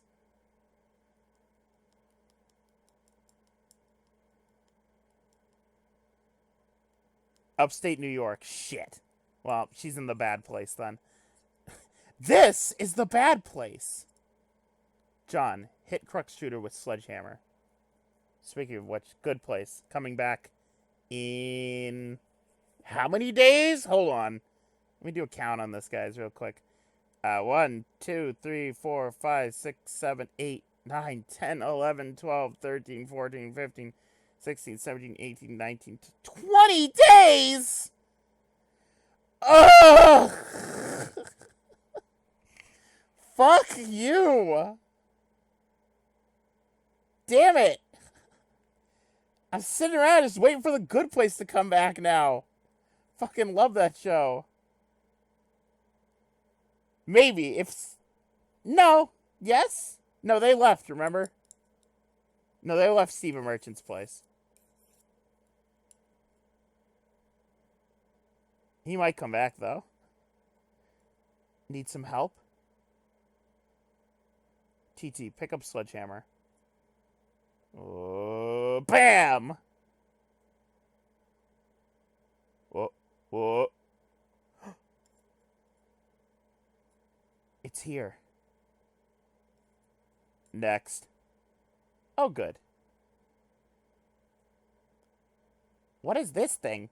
What is that clock counting down to? I've been looking at the game pack walkthrough to try to figure out some of this stuff. Hold on while I read further. Okay. All these walkthroughs are extremely short. None progress much further than this point. Weird. Well, I mean, it is a new game. True. Now that the lid is off, you will need to extrude some cruxite. John, turn the wheel again. Whoa. That landed perfectly. You extrude 1 cruxite dowel. John, get cruxite. I feel like we should be hurrying. That countdown is making me nervous. John? Oh, your PDA is trapped underneath the cruxite now, isn't it? Anyway, it looks like you're going to need this card, too. TT, deploy pre-punched cards.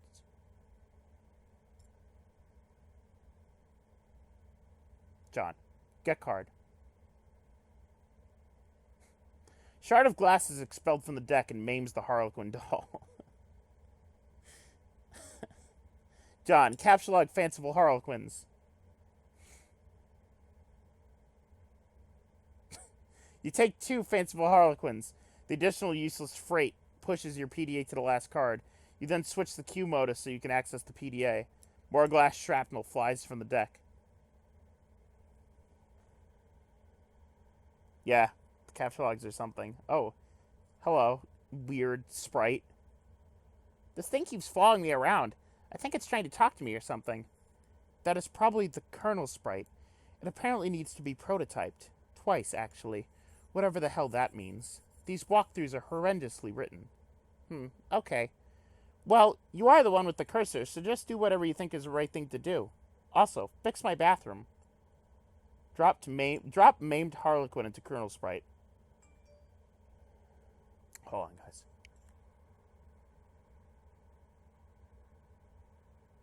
I just got followed by somebody basically named Squiddles on Twitter. Hello, Squiddles.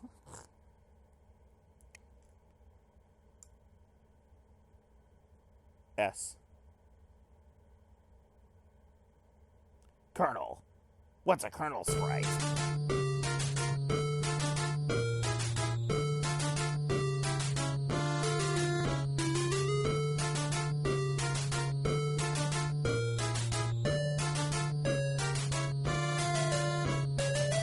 I'm gonna yell over this. The kernel sprite is the prototype for the Harlequin doll. I didn't feel like adjusting the sound. Oh, good. We can definitely understand that, right? I still can't understand what this thing's gobbledygook. That was only Tier 1 prototyping. There is still another tier of prototyping process, which for all we know is merely advances this entity through increasingly esoteric states of linguistics. The clock is ticking. We don't have time for this asinine tomfoolery. This unmitigated poppycock. Extravagant hogwash. Okay, stop. Stop typing whatever silly thing you're typing. I'm going upstairs to the big platformy thing. The alchemitor. Huh? Try to learn the lingo. Use pre-punch card with the alchemitor.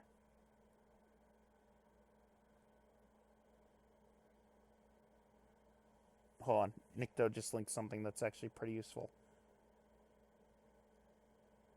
Act 1 is 247.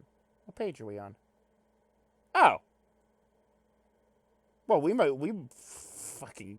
I want you all to look at this. I want you all to read this. Take a good, hard, fucking look at Act 6.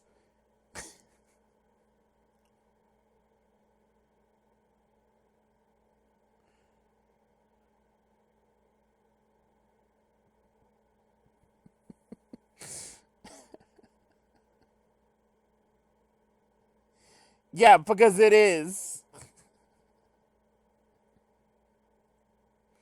Alright. Thank you, that actually helps. So we're almost done with Act 1. We'll probably start a bit of Act 2. I've only been streaming for like an hour and 42 minutes. I can go for a bit longer. I don't have to go to work tonight, boys. There is no slot for a card anywhere to be found on the alchemeter. The Colonel Sprite followed you upstairs. TT. Explore Athenium. Perfectly generic object. There it is.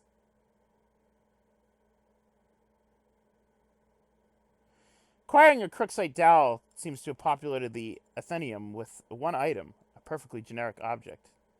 This perfectly generic object reminds me of a young girl standing in her room drinking some margaritas. You know what I mean? You know what I mean? You know who I'm talking about? John, capsule-like telescope. There goes the PDA again. He snatched the telescope from its tripod. Who knows, this might be useful, but more importantly, it pushes the Crooksite to the last card, making it available for tinkering. The PDA is predictably jettisoned into the yard over the neighbor's fence. John, put Crooksite on weird pattern. Put Crooksite on weird pattern on alchemeter. Good shit. Young girl with a lot of moxie. Yeah, exactly. Yeah, she's having a pumpkin party right about now. Place the Crooksite dowel on the alchemeter's small pedestal. Something is happening. Whoa. See, this shit is cool. I like this shit.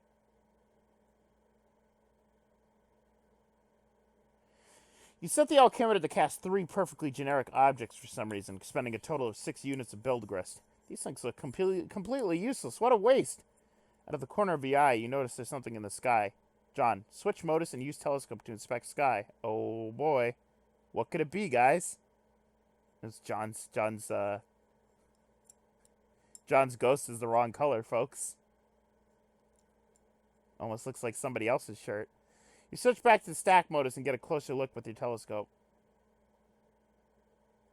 Whatever it is, the Colonel Sprite seems particularly agitated about it. What could it be, guys? Oh. Oh. What's that? Oh! Oh, no!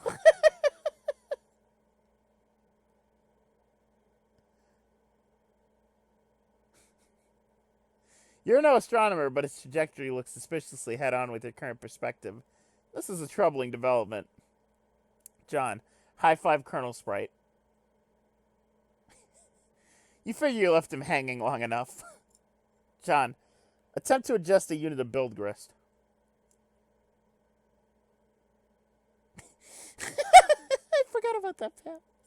That's a classic. That's classic. It's a fucking classic. It is tempting because they strongly resemble rock and blue raspberry gushers. However, units of build grist are gaming abstraction and do not exist on a physical plane. There is apparently no crisis so imminent that will deter you from contemplating idiotic and frivolous actions.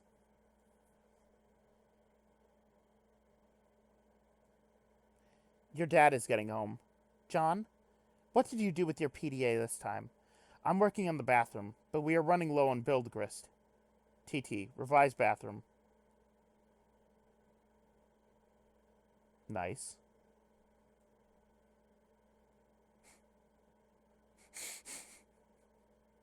John, run to your room and contact TT through Fester Chum.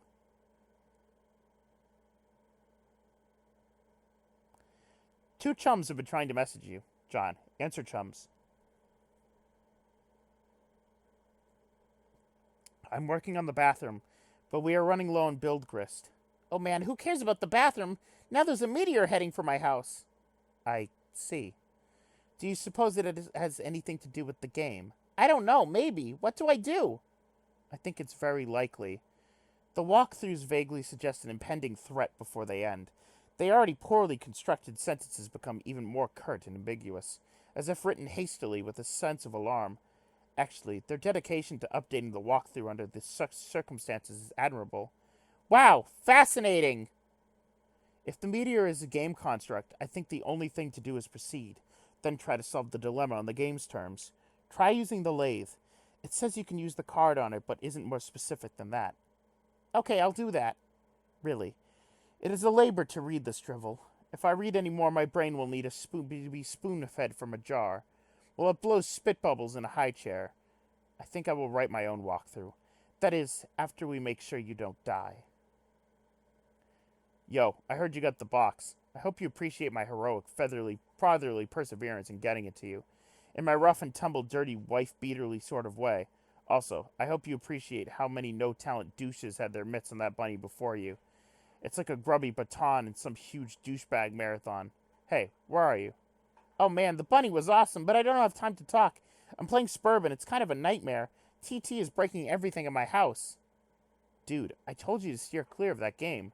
And for the matter, you should probably wash your hands of flighty broads and their snarky horseshit altogether. And now that there's a meteor coming, and I'm not even joking about that, it's like a big asteroid or comet or something in the sky, heading right for my house. Oh man, how big is it? I don't know. Big, I guess. I gotta go. We'll talk later if I'm still alive and the Earth isn't blown up. Like the size of Texas? Or just Rhode Island? They're always throwing around these geographical comparisons that give us a sense of scale like it really means anything to us. But it's like it doesn't matter. It's always just like, wow, that's pretty fucking big. Like, Mr. President, there's a meteor coming, sir. Oh yeah, how big is it? It's the size of Texas, sir. Oh shit. Or how big is it? It's the size of New York City, sure. Oh shit. Sir, I'm afraid the comet is the size of your mom's dick. Oh snap. Sir, are you familiar with Jupiter? You mean the planet? Yeah. Well, it's that big, sir. That sounds pretty big. I have just one question. Is it Jupiter? Yes, sir. The Earth is literally under siege by planet fucking Jupiter. Oh, shit. Anyway, later. John, use pre-punch card on totem lathe. You slip the pre-punch card into the slot on the totem lathe. Above, the tool arm deploys a configuration of chisels. Now you need something to lathe. John, take Crooksite to totem lathe.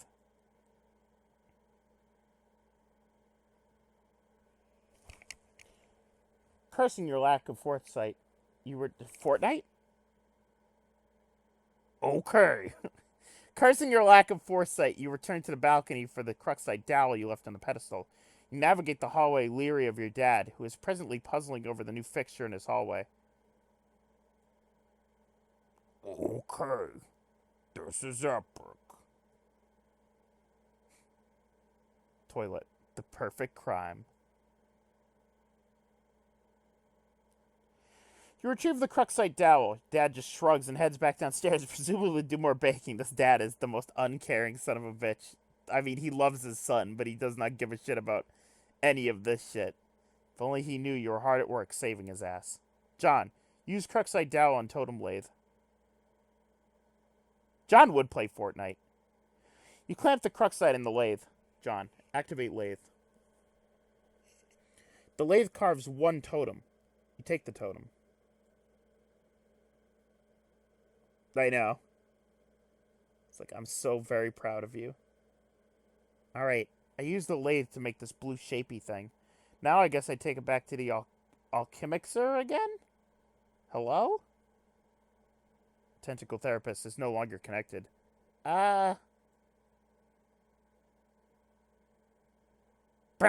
Connection lost.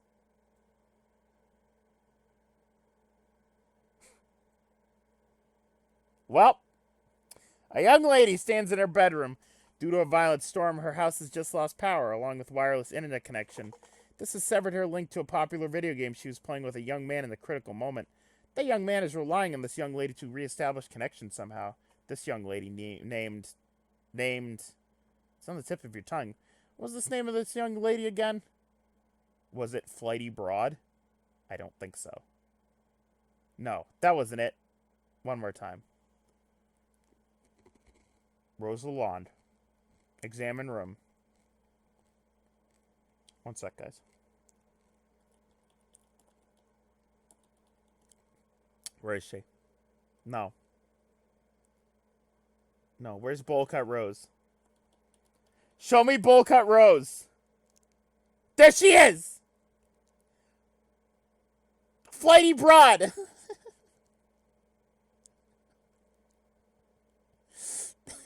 Where's Daya?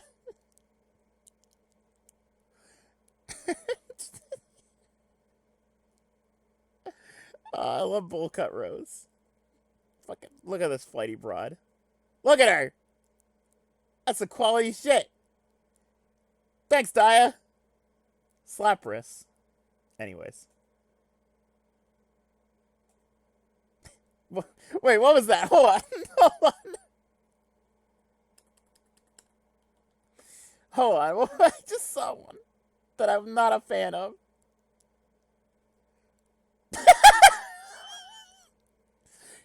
I take it back. I hate you, Daya. I hate you so very much. Anyways.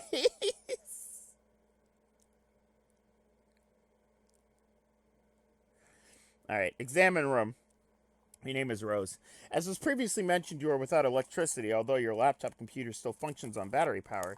You have a variety of interests. You have a passion for rather obscure literature. You enjoy creative writing and are somewhat secretive about it. You have a fondness for the bestially strange and fictitious, and sometimes dabble in psychoanalysis. You also like to knit, and your room is a bit of a mess. And on occasion, if just the right one strikes your fancy, you like to play video games with your friends. What will you do? I will eat some M&Ms, because I think I deserved it. And I will retrieve arms from the purple box.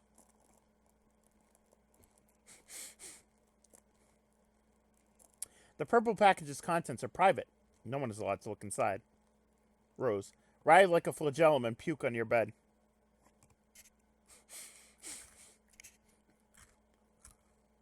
Oh, what a terrible idea. The thought alone makes you sick to your stomach. Stroke writing journal and mutter, my precious. You would only resort to such an embarrassing activity while no one was watching. These journals are for your eyes only. For British eyes only. Rose, get violin. Rose does have the best faces in the whole comic. Look at that fucking face. I love her. Rose is one of my favorite characters in all of Homestuck.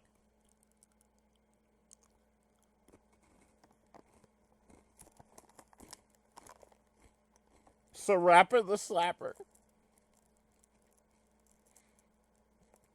Capture like the violin. Storing it in the root card of your Silodex. Rose. Play a haunting refrain on the violin.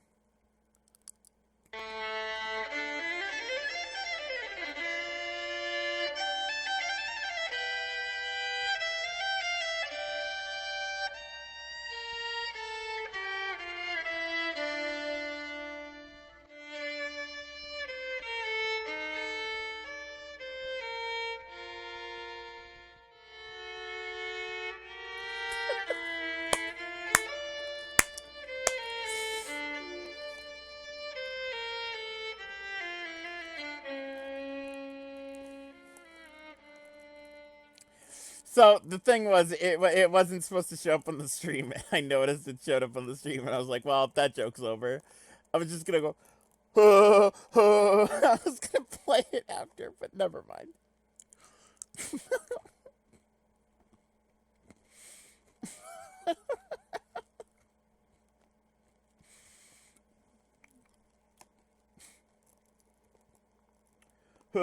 It's me, Undertale.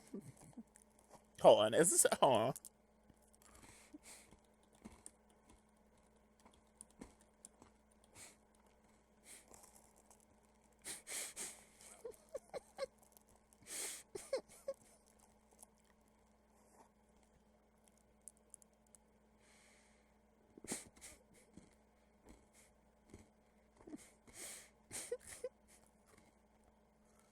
I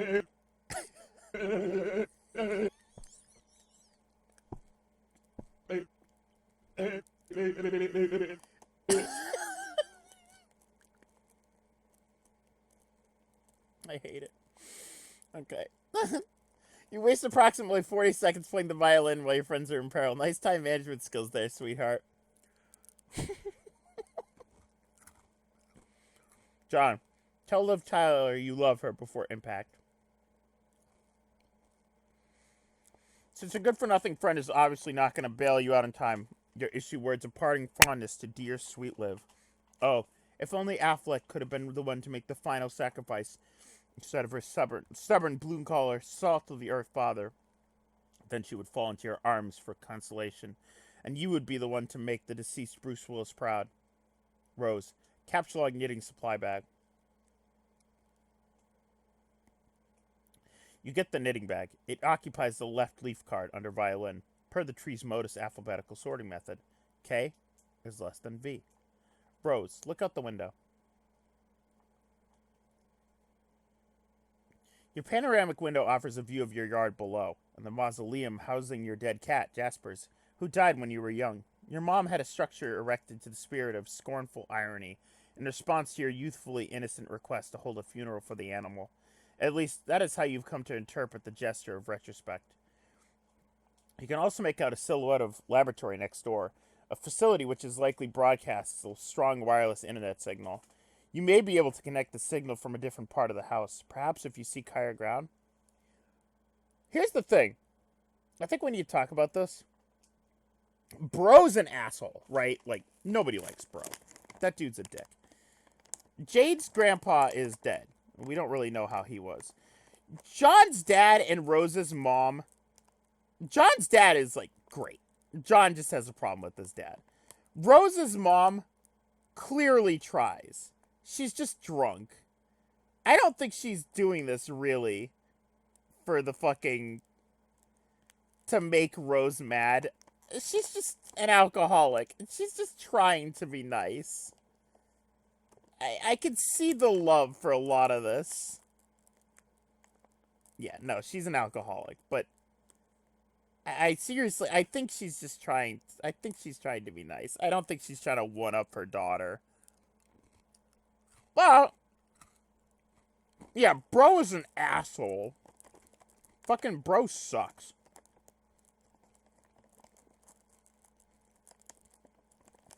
And Jerk's alright.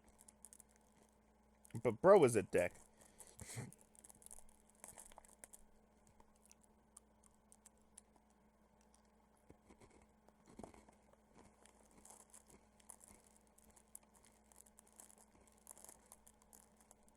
Yeah, Jerk's alright.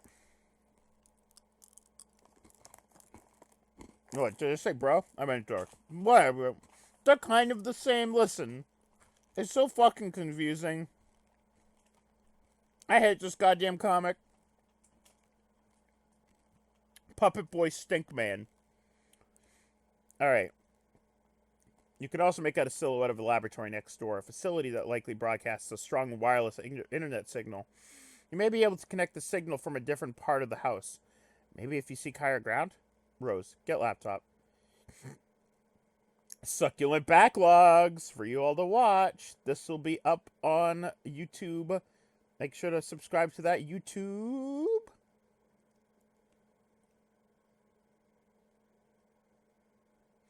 Take your laptop and prepare to make the journey through the house. L is less than V. L is greater than K. This caused the tree to become unbalanced, so your Silodex auto-balances itself. Now the laptop occupies the root card, while the other two items compromise the leaves. K is less than L. V is greater than L. I like this. This fucking... It's confusing as fuck, but this one's probably my favorite. Well, no, I shouldn't say that. The Pictionary one is probably my favorite. Examine book on desk. Grimoire for summoning the zoologically dubious. This book is absolutely indispensable for enthusiasts of your ilk, of which there are very few. Rose, take book. Take the grimoire. G is less than L. G is greater than K. Rose, go explore the house.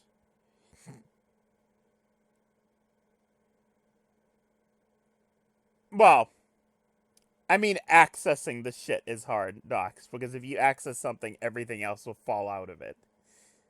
All the capture logs are hard. I like Pictionary. The Pictionary one is fucking dope.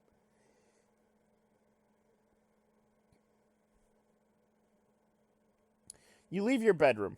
Hanging just next to your door in the hallway is a painting of an exquisite wizard. Your mother collects these awful things ironically. I don't think she does. See, this is what I mean.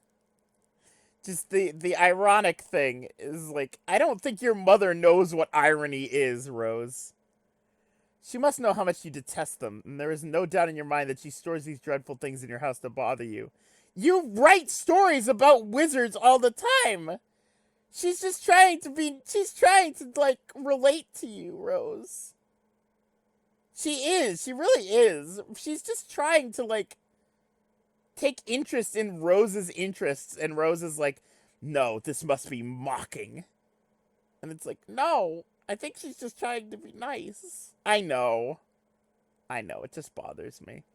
Down the hall to the right is the way of the observatory. Perhaps you will be able to connect it from up there. All I'm saying is, if my mom and my dad let me put up a giant painting of Danny Phantom in the living room when I was a child, I would have fucking loved them. That would have been fucking great. Look at all these dope wizards. Look at all these dope wizards. Rose will love these. Your mother's room is also in that direction. You will have to watch your step. Rose, tiptoe to observatory. You approach a juncture in the hallway. Beyond the juncture is the observatory. Oh no. Rose, sneak by.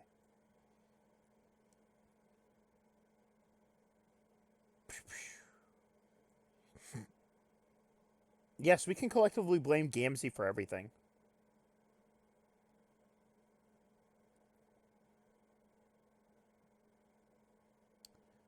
I suppose.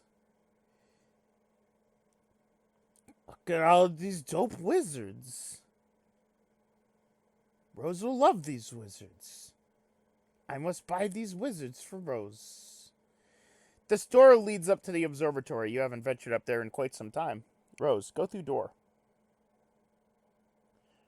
Door opens up to an exterior walkway leading out to the observatory entrance. You've seen less inclement weather before. Oh, the things you'll do to help out a friend. Rose, hurry up to that observatory. Rose, try to connect. And there goes all the shit. You first put your laptop down on the floor and get it situated, but removing it from the root car causes all the branches and leaves to be severed. Your items are dumped unceremoniously on the floor. Rose, see what you can observe. I love her face. It's so good. You're in a hurry, sure, but that doesn't mean you can't take a moment to peek through the huge telescope. You found a gap in the clouds. It seems a flurry of smaller meteoroids are... No, that was the word. Why did I read that and it seemed wrong to me in my head? Like, no, dumbass, it's Metroids. Small meteoroids is streaking steadily overhead. You're not sure what this means, but it is somewhat disconcerting. Rose, stack laptop on Grimoire to maximize elevation. There she is. Need every advantage you can get. Rose, access laboratory Wi-Fi network. There are several signals being broadcasted from the laboratory, each of relatively decent strength. One of them is mysteriously and quite conveniently unsecured, requiring no password. You select the signal and reconnect to the game with John.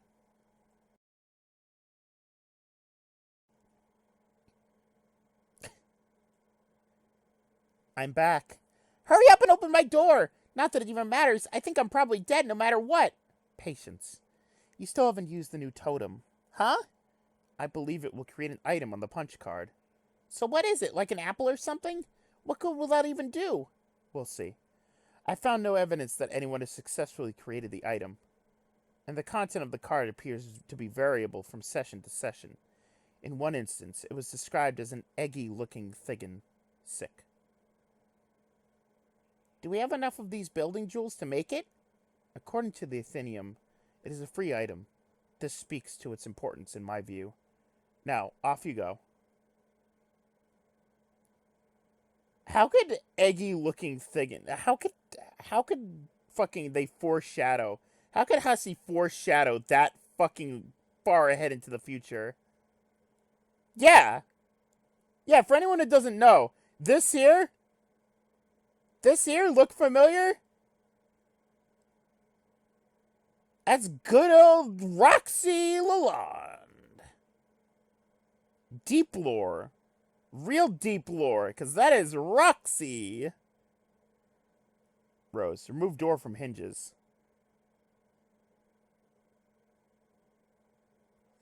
There goes the rest of your build list. Rose, put bathtub back.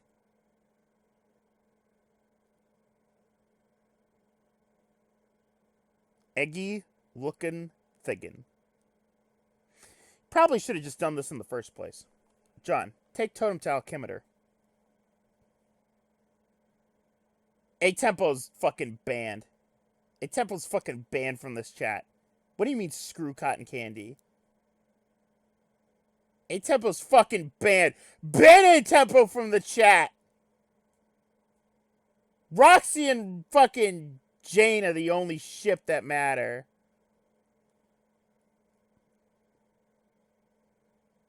Yeah, I know! Ban A-Tempo! It is!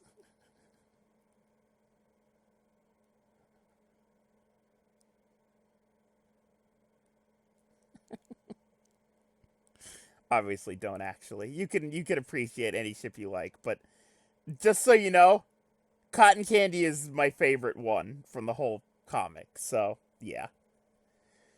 Gotta get these stupid blocks out of the way first. The Colonel Sprite is getting awfully worked up about all this. Rose, remove blocks. Blocks have been removed. You store the perfectly generic objects in your Fernalia registry, potentially be deployed at a later time. Actually, I shouldn't say that.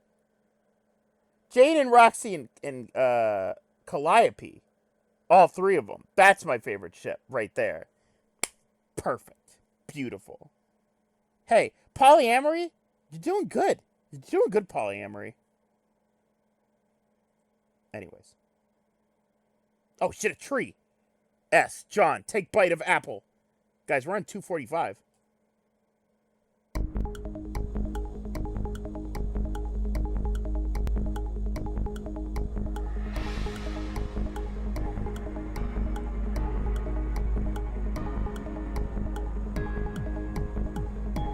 I'll talk about it in a minute, Zillyhoo.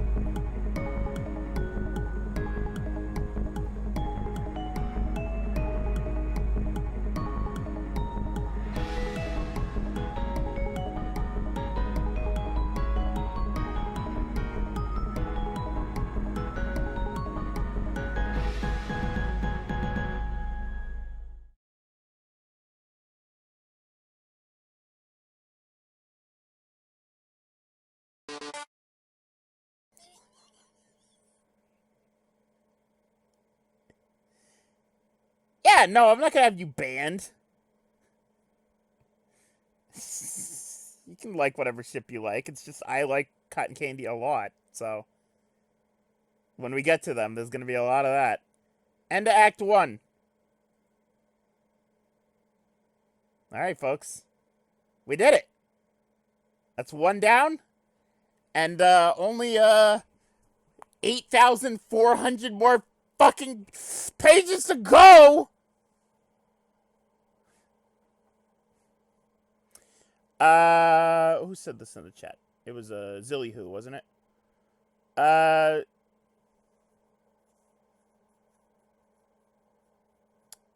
Zillyhoo, I used to pronounce it Calliope, but I had a sudden realization when listening to fucking what was it? It was Blinded by the Light by the Manfred Mann Band. I think it was Manfred Mann. Bruce Springsteen wrote that song. They pronounce it Calliope. No, Calliope. Sorry. I forget from time to time. They pronounce it Calliope, and I was like, wait, is that how it's pronounced? And I looked it up, and it turns out that is how it's pronounced. It can be pronounced like any way you want. Honestly, I don't give a shit. But I think it's supposed to be Calliope, technically. What is Roxygen? What is Roxygen? Why are we talking about Roxygen?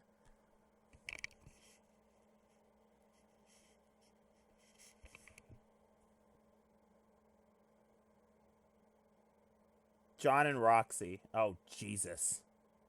Oh, God. Yeah. They're a good bro, TP. They're good friends. I really liked their whole thing. John, for a while, was like, I think I'm in love with your mom. And that was pretty funny. But who is Roxy? Oh, we haven't... don't worry. Yeah, Roxy Jen's a good, good pale ship. I like that. Alright, well, we're gonna play Roxy Jim. We're gonna play a little bit, more. Show me. Brian, you better show me. Yeah, alright. I don't want to leave you guys without showing you the mayor of Cantown. A wayward vagabond records a stuttering step in a sun-bleached dust. What the fuck? What? Wait, I just... What? Oh, this is... Oh, I see. Yeah. Got it. Act 2.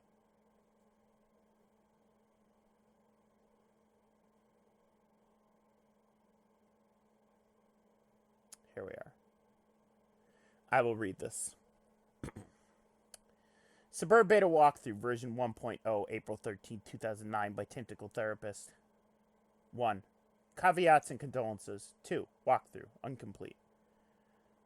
Caveats and condolences. I'd be inclined to dispense with trite, even under less pressing circumstances. Needless to say, I'll forgo inscrutable ASCII banner which typically heralds the striking freefall of these documents. I'll also resist the urge to brandish any copyright marks, or particular neurosis that concerns itself with the theft of utterly mundane. I'll allow other deranged prospectors to stake claims on their worthless plots as the woods burn around them. My introduction will be sparse. There will be no majestic prose blustering into the sails of galleon as we embark on this voyage together, nor will there be any ham-fisted prose whipping its limbs under a bedsheet like a ghost, for that matter. I won't set the stage or dim the lights. The mood, you will see, will be set soon enough. Since you are reading this, chances are you have installed this game on your computer already. If this is true, like many others, you have participated in bringing about the end of the world. But don't beat yourself up about it. There was never anything you could have done to prevent it. The end is happening right now, as I type, as you read. I have come to understand that we are always doomed through our collective ignorance, and now further doomed by those few who know and struggle to flee. If you're lucky, you'll be among the smaller subset of the latter who are successful.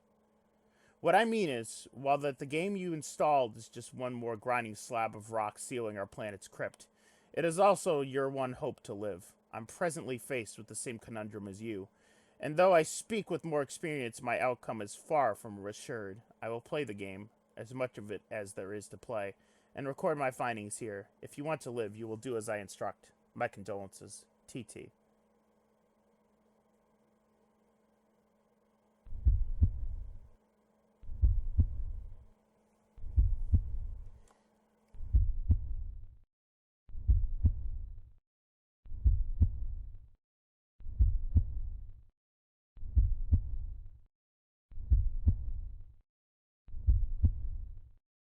And I will continue to not see it, because I'm still not going to click on it. Oh. Oh, well, okay, this one's appropriate. Attention, all MSPA readers. John Egbert is in great danger, and he needs your help to avoid being crushed by meteors. But to do this, he needs enough build grist for a Cruxtruder, pre-punch card, totem lathe, and an alchemimeter. Now to help him, he needs your credit card number, 3 digits on the back, the expiration month and year. But the clock is ticking, so be sure to help John enter the medium so he can solve the ultimate riddle. Where's the Earthbound one?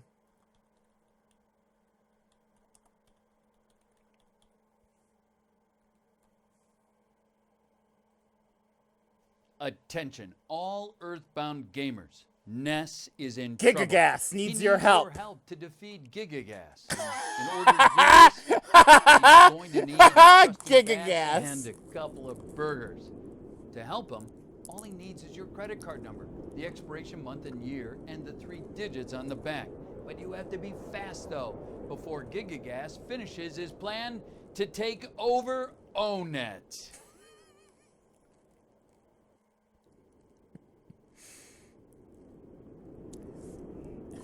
Gigagas.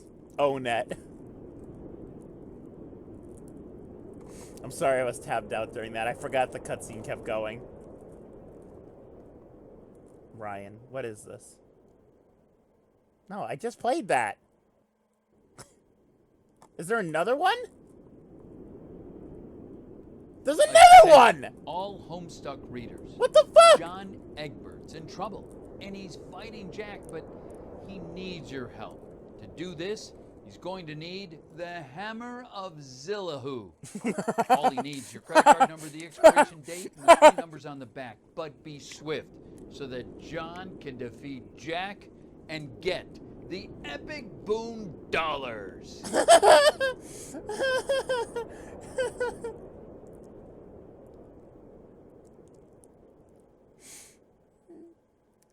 Zillahu. The kernel divides. The 2 halves go their separate ways, leaving behind a sprite portion. Boy.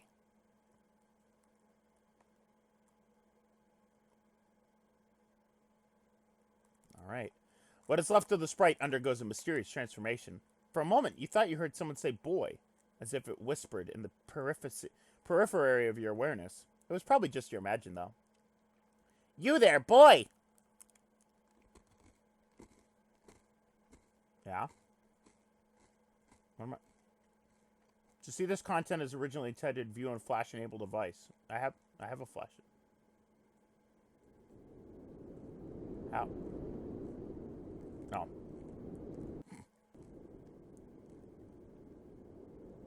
Wait.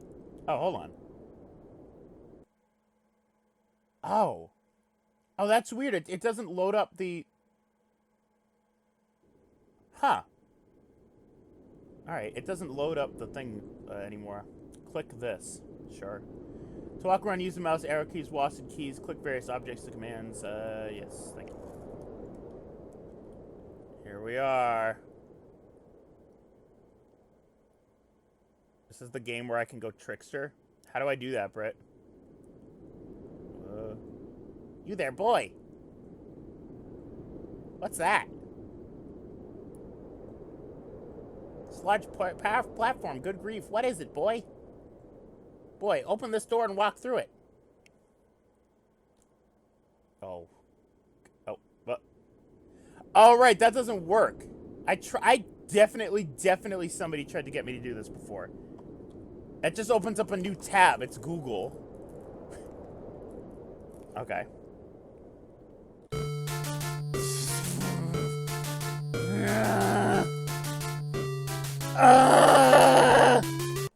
No more of that. Alright. Boy, quit all this scurrying around. For the last time, this boy's name is John. Fine. John, return to your quarters. What's happened to my room?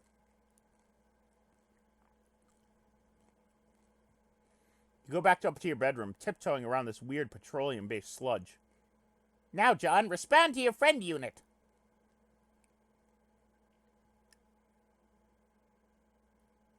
Okay. John, are you there? Hey, yeah, I'm here.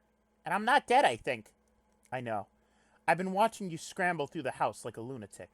You should have answered me sooner. Oh, man, sorry. I was looking around for my dad, and I can't find him anywhere. Have you seen him? No, I'm sure he'll turn up. We have more important things to address right now. Yeah, like, where am I? I don't know that either. But I've determined your neighborhood was destroyed by the meteor. Wherever you were transported, it saved you from the impact. I've been reading reports in the news. Over the last few days, there have been many similar meteor collisions with people's homes around the world, and they seem to be getting bigger. Yours was the biggest they've identified so far. Wow. Okay. So then, I guess this is all the game's doing. Then the point is for us to save the world? Perhaps. Then we better get moving and figure this game out. Yes, but wait. We should retrieve your PDA, yet again. It will help keep tabs on each other while you investigate. I think I can get you closer to it, if I can replenish our grist supply somewhat. There may be a way to recycle some that we've already used. Okay.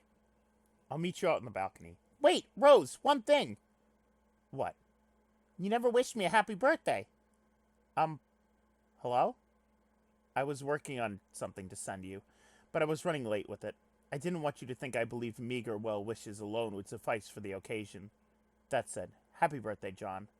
Oh jeez, that is silly. Anyway, thanks. First, take the fabric item on the floor there. The towel? Why?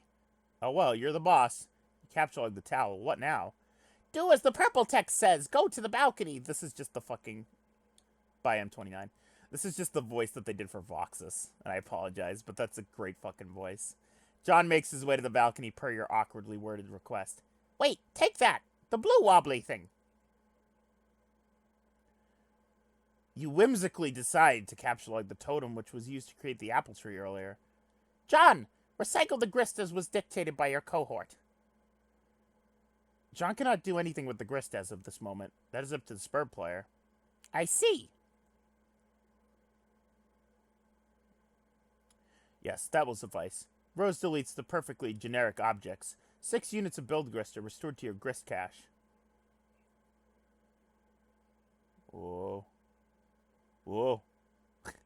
Rose expends the grist to drag a new plank from the balcony in this direction of the PDA. John, run across precarious platform. John! Run across precarious platform swiftly! John isn't sure about that. It's a long way down. Look at his fucking face. Look at that face. Boy, I said make haste on the narrow catwalk! John is very nervous about that idea, and the strident tone of your commands is starting to make him a little upset. Fine! Proceed as your level of comfort dictates. There he goes.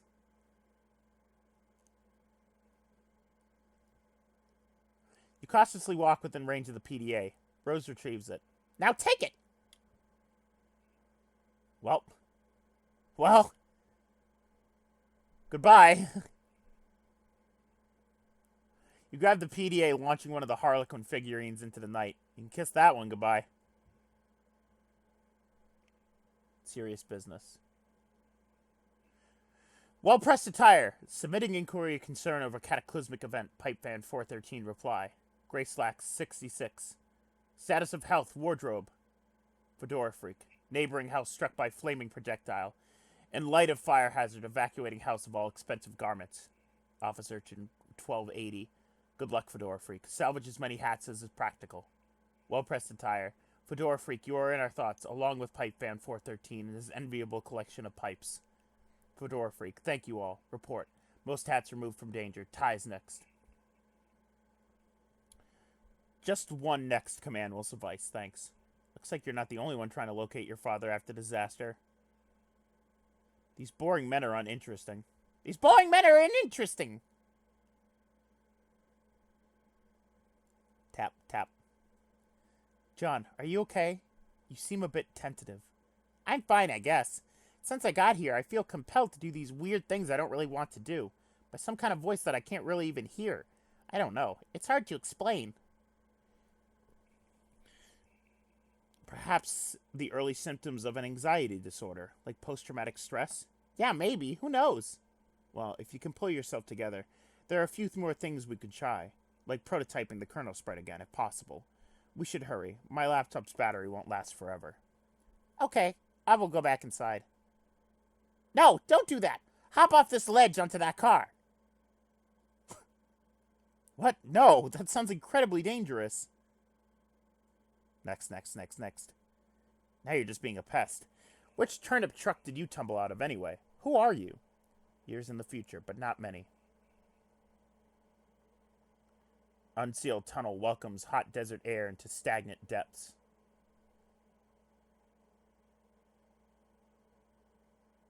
There he is. There's that boy.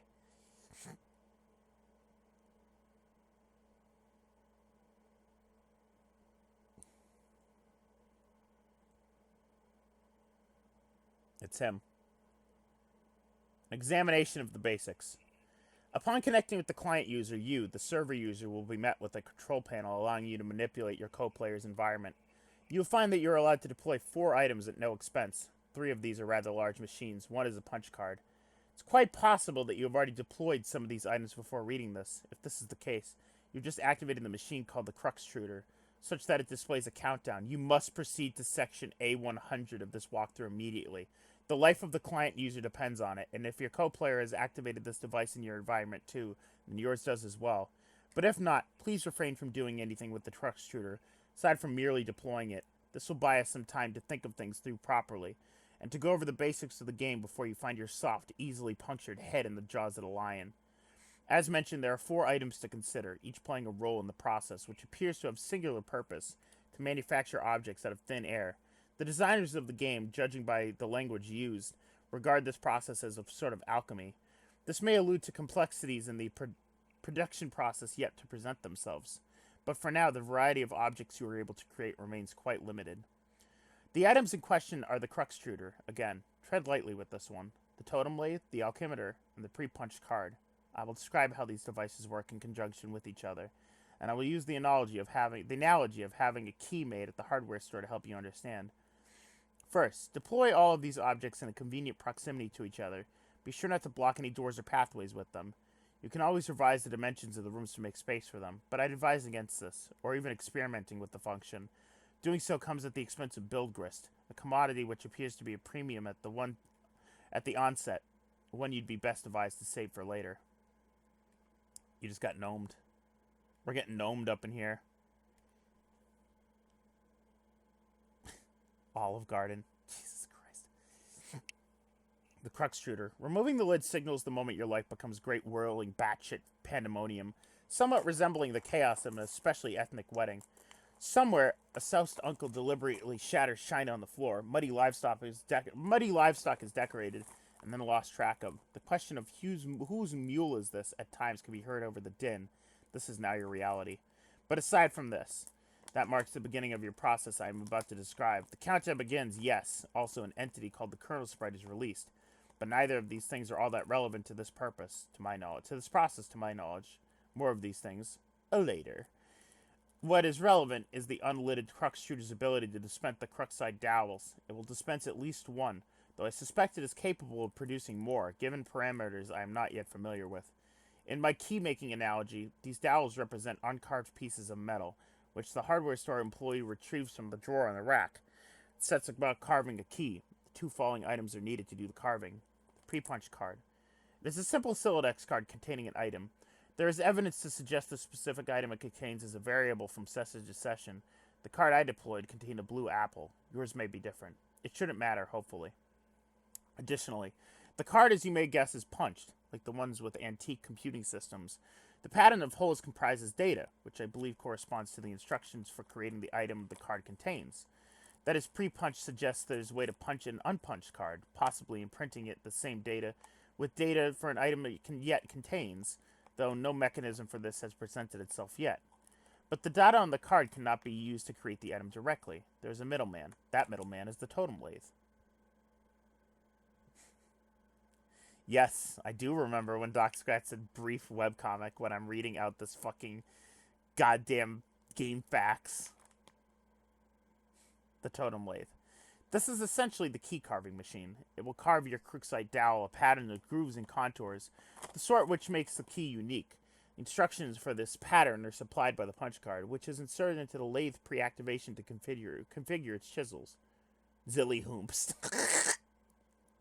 Once the dowel is carved, you will have a totem serving as your key, which can then be used to unlock the card and the card item through the alchemimeter.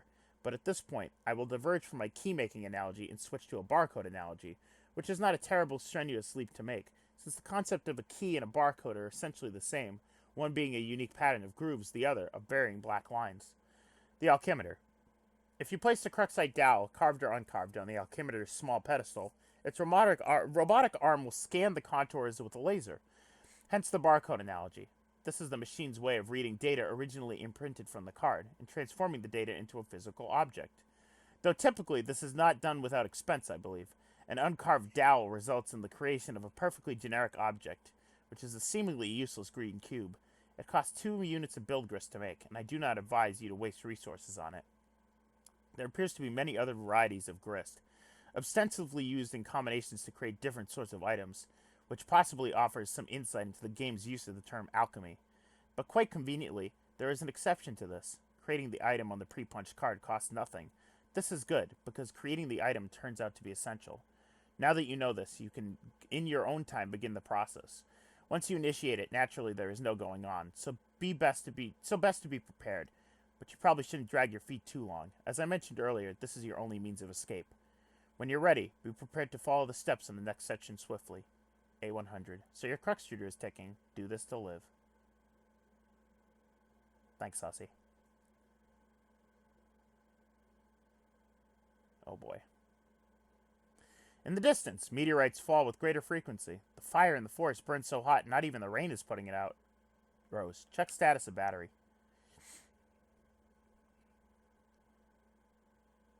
Your laptop battery is alright for now, but it won't be for long. If the power in the house doesn't come back on, you can think of a last resort. The small backup generator stored behind the mausoleum. Rose, prototype sprite with Betty Crocker box. See, okay, we need to talk about this for a minute. Have you guys ever considered this? What might have happened? I want you to think about the possibilities of this fucking disaster. What? Oh man, you're gonna use that? That sucks. What a stupid idea. We have to hurry along. I'm running low on battery power. But the cake mix. That's so dumb. I doubt it matters. We might as well just use any old crap lying around. Fine, I guess. Ugh, even the sprite was like, fuck no.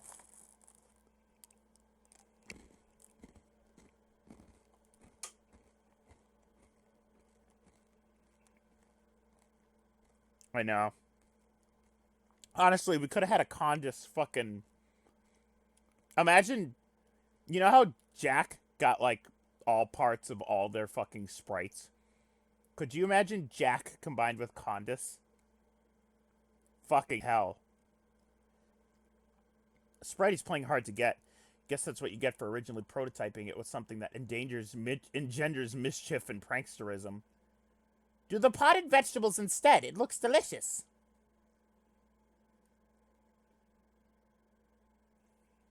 Yeah.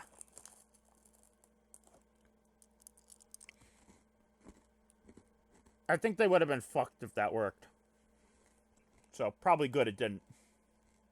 Pipe down, you. This is Rose's decision, not you. Rose, prototype sprite with Sassacre text.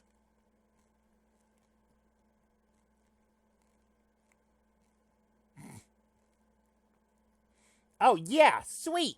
Now you're talking. See if you can distract it. I'll try to sneak up on it. John, flail about in the distracting manner. Sprite finds the distracting manner in which you flail about to be rather distracting.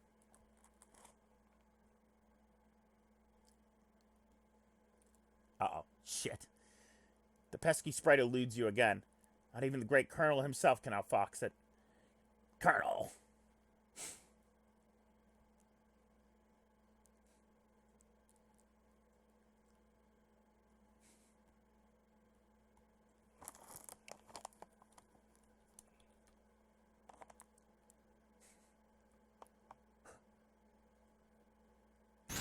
Raiden, what's your status? Colonel, I've got Emma Emmerich here. We've managed to avoid drowning. Good job. We've managed to avoid drowning. Colonel. And narrowly missing your attempt to create the Colonel sprite, drop the massive tome. The entire house rattles under the astonishing girth of the book. Good job. Colonel. Squeeze my hog!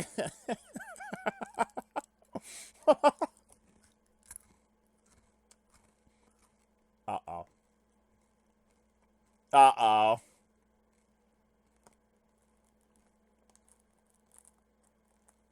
In the other room, Nana's ashes dump onto the Sprite, which is caught unawares by the dousing. Inspect Hag fuck.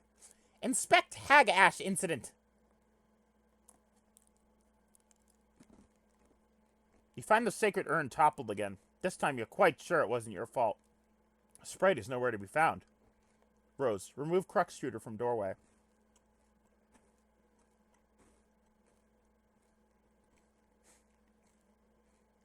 Ah, man, where'd it go? I can't find it anywhere in the house. No time to worry about it. The next thing we should do is get your server copy of the game from the car. You'll need to connect to my client, so I can repeat your steps and presumably join you, wherever you are. We should do this quickly, before my house burns down. Oh, fuck. We should do this quickly, before my house burns down. What, there's a fire?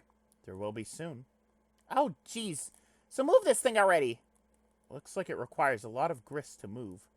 I don't have enough to relocate the door, either. How much do you have? 0. Oh. I thought about jumping to the car from the ledge earlier, but that sounds really dangerous. I have a better idea. Meet me upstairs. What is this, Brett?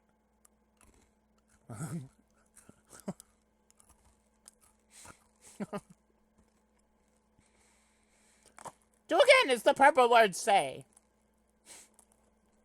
This is turning into fucking the Monarch from Venture Brothers. Do again, as the purple words say. Fly my hive over to the Venture Complex. Yeah, well, I'm full of references that you'll never get. You were about to head upstairs, but you thought you heard something behind you. It was faint, but you could swear it was a small, light-hearted chuckle, along the lines of a spirited hoo-hoo-hoo. Oh, shit. Ignore this woman's antics! You're not sure you even saw a woman, let alone any of her hypothetical antics. But whatever it was you might have caught a glimpse of, it sure gave you the willies. You head upstairs on your way to the balcony. Your PDA is acting up again. Indulge the device, but be curt with it. Yeah, you're all like 2 years old, so you don't get any of the references. The Venture Brothers is I was about to say was, but I guess it's back. It's a Adult Swim show. Really good one.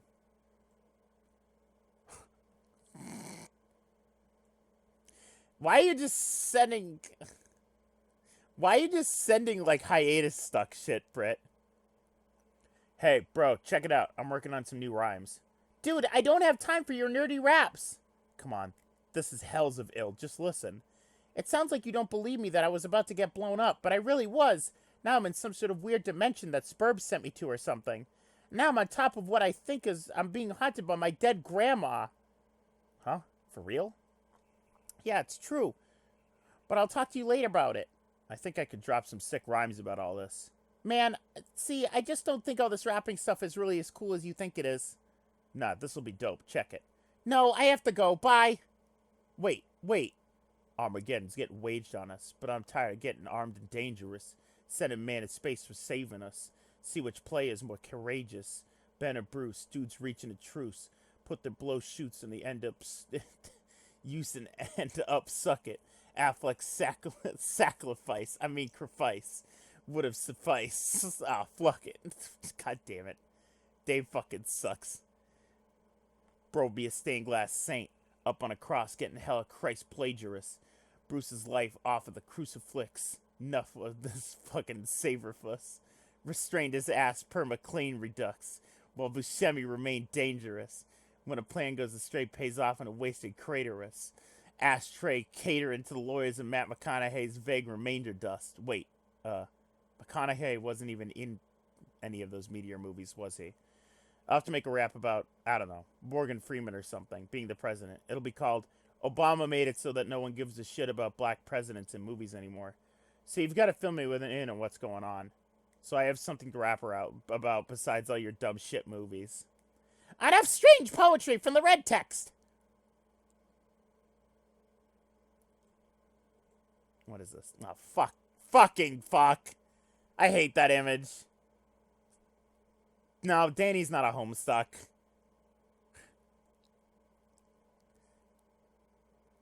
Okay. You head out to the balcony to find out that what Rose has in mind. She's messaging you again. The purple text is less irrational than the red text. Yeah, that was real. It's just somebody cosplaying as Dave taking a picture with Danny. That's all it is. I could dress up as anybody and take a picture with Danny. I could dress up as anybody and take a picture with Brian. All I would have to do is pay for $20 to go to another luau. In fact, if I ever get a chance to take a picture with Brian again, I'll dress up like something stupid. Just for you. I did dab with Ninja Brian. That's true. There is a picture of me and Ninja Brian dabbing. I don't know how many. Ryan, dress up as Pretty Cure. That's not a bad idea. Ryan Pretty Cure. That's my full name. I'm lifting this car up to the balcony. Whoa. Okay. Once it's up, retrieve the game. Then I'll put it back down on the driveway. But the door is locked. Then break a window. It's my dad's car. It's just a window, and this is sort of an emergency. Otherwise, I'll promise I'll handle the car with velvet gloves. All right. Rose, pick up car.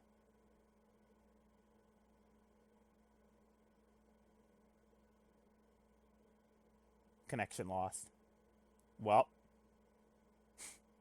Goodbye, car.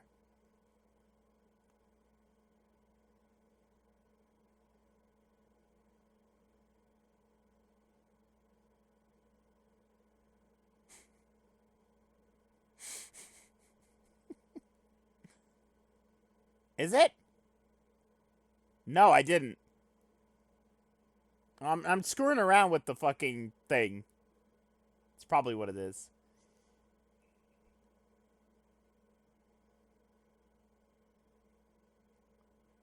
I mean, I'm messing around with the button controls. Whatever.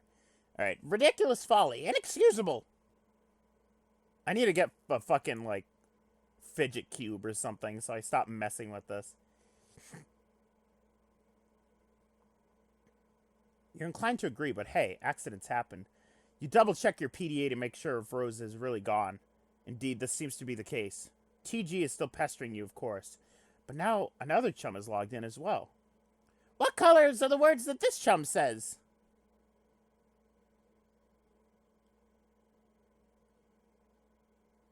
Oh, shit. Y23, you're hopping in right at the end, huh?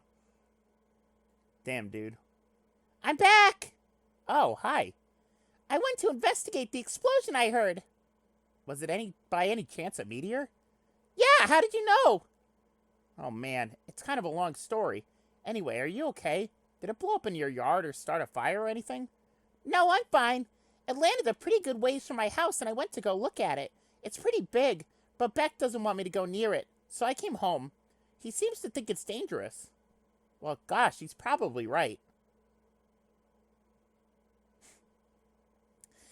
Anyway, what have you been up to, John? Oh, did you get my package yet? Yeah, I was trying to get it. But Rose dropped my car into a weird, spooky, bottomless pit, and the package was in the car, and I'm really sorry about that. Oh, no! Wow, okay, I guess I should start from the beginning. See, a meteor blew up my neighborhood. That's terrible, John, I'm so sorry. I'm okay. My house is too, sort of. That game I was telling you about, Spurb, which I was playing with Rose, sort of transported me somewhere at the last minute. But now I'm trapped here, and it's weird and dark, and I can't find my dad, and I just lost the car, and my copy of the game in the pit, and I think I have to save the world from the apocalypse. Oh. Well, it sounds really crazy and scary, but it also sounds kind of exciting. I don't know, John. Maybe this is your destiny. If anyone can save the world, I think it's probably you. Wow, you think so? Yes! Well, okay, but it's not even that simple. I was about to connect to Rose to help transport her and save her from meteors and fire and stuff. But she lost battery power and I lost the game disc. So I think I have to get TG to use his copy to save her. But that jackass won't shut up and stop rapping and stuff. Ha ha! He's so silly. Yeah. Anyway, I should talk to him about it, so BRB. The green text was attractive. Now view the red text again.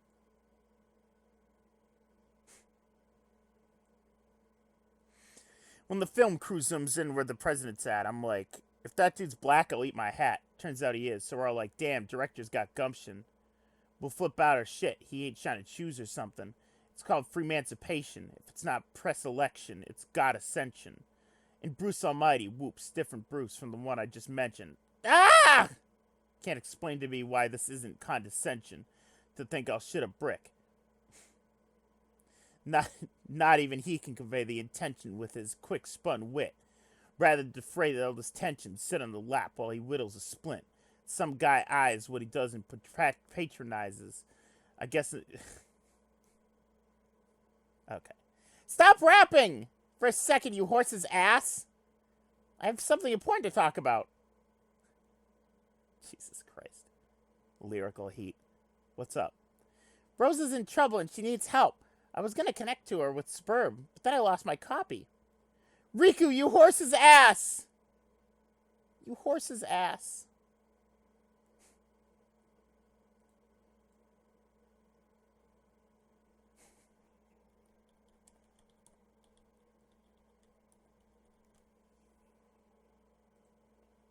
Riku, why did you become one with the darkness? 'Cause I'm the worst. Riku, you horse's ass!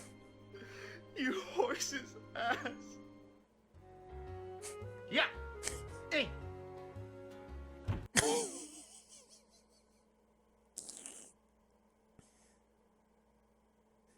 Okay. Also, she lost battery power. If she can get back up and running, she'll need someone with the game to get her out of there before the whole house burns down. So I think you should use your copy of the game to help her.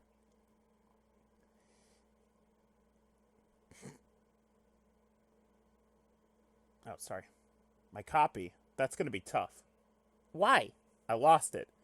It's a stupid story and I'd rather not talk about it. Shit be embarrassing, yo. I thought you said you had two. Well, yeah. One's my brother's copy. Well, then get his then. Alright. But he's not going to be happy about it. Whatever. Also, you might want to read Rose's walkthrough to get up to speed on this. Oh, man. What? Nothing, really. Look, all I'm saying is the girl tends to lay it on kind of thick, you know? Rolls eyes. Your laptop is out of battery power. There's only one thing left to do. Time to make your way to the backup generator. Rose, knit laptop cozy to shield your laptop from the rain. Alright, we'll play 10 more minutes. We'll read 10 more minutes of this, alright? Then we'll have streamed for like 3 hours. That'd be such a waste of time. Besides, you already knitted it a while ago. You retrieve it from your knitting bag and apply it to your laptop. You capture log the laptop plus cozy. Rose, equip grimoire to strife specialist. So 2 more pages. That would be incredibly ill-advised. There's some dark forces you just don't want to mess around with. You understand this better than most. You put the book down. Rose, recapture log your items. Grab the knitting bag and the grimoire, in that order. It's always a logistical puzzle with your tree modus. The tree auto-bounces, leaving the knitting bag accessible in the root card. Rose, allocate knitting needles to strife specialist. You feel a lot more comfortable with this as a weapon. You're so handy with those needles, you feel like you could probably use them to fillet a swordfish. You lose the root card in the process, severing the tree. Hey, careful with all that stuff. Rose, knit plush cuddle Cthulhu to soothe nerves. That would also be a preposterous waste of time. Besides, you're quite sure you've never heard of this creature called Cthulhu before. There are, however, many other specimens of the zoologically dubious you're familiar with, such as... Rose, consult the grimoire. Cthulhu, foul patrician of misery, to hear his mammoth belly gurgle, is to know the epoch of joy has come to an abrupt end. And Nerubuglyph, Shamebeast, king of grotesquerie, writhe lord of the moist beyondhood. Hearing his melodious chirps and tongue clicks causes one's bones to explode. And of course, there's Oglagoth, the Deep One. Whenever he grinds his teeth, all the children of a random galaxy somewhere will frown continuously for 9,000 years span. He's the first and smallest of the smaller gods, appointed with servitude of a vile, unfathomable pantheon of middling gods, which caters to the whims of the noble circle of horror terrors, an omniscient, omnipotent order of the elite few, forever cloaked in the darkness of the furthest ring. And then there's this strange page containing some rather mysterious notes and summoning procedures. You've never been quite sure what these diagrams are getting at. Yeah, well, foreshadowing. Rose, take items and proceed downstairs. It's House Flipper, yeah. That reminds me, next stream, I think it's Saturday? I think it's tomorrow. So, I'm not sure what time the stream will be. I don't have the schedule in front of me. You recapture like everything the way you want it to appear in the tree and head downstairs. Figure that's enough dilly-dallying. Time to get a move on.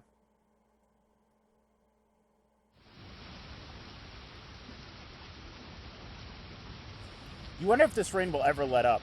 It's driven since the month began, perhaps long enough to forget its purpose. It's no longer even nose to a sewage fire. Somewhere a zealous god threads these strings between the clouds and the earth, preparing for a symphony it fears impossible to play. And so it threads on and on, delaying the rays of the conductor's baton. How you hate this season.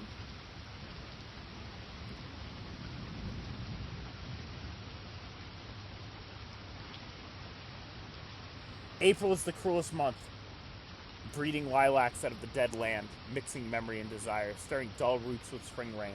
American sports legend Charles Barkley. Rose, confront mother in hall.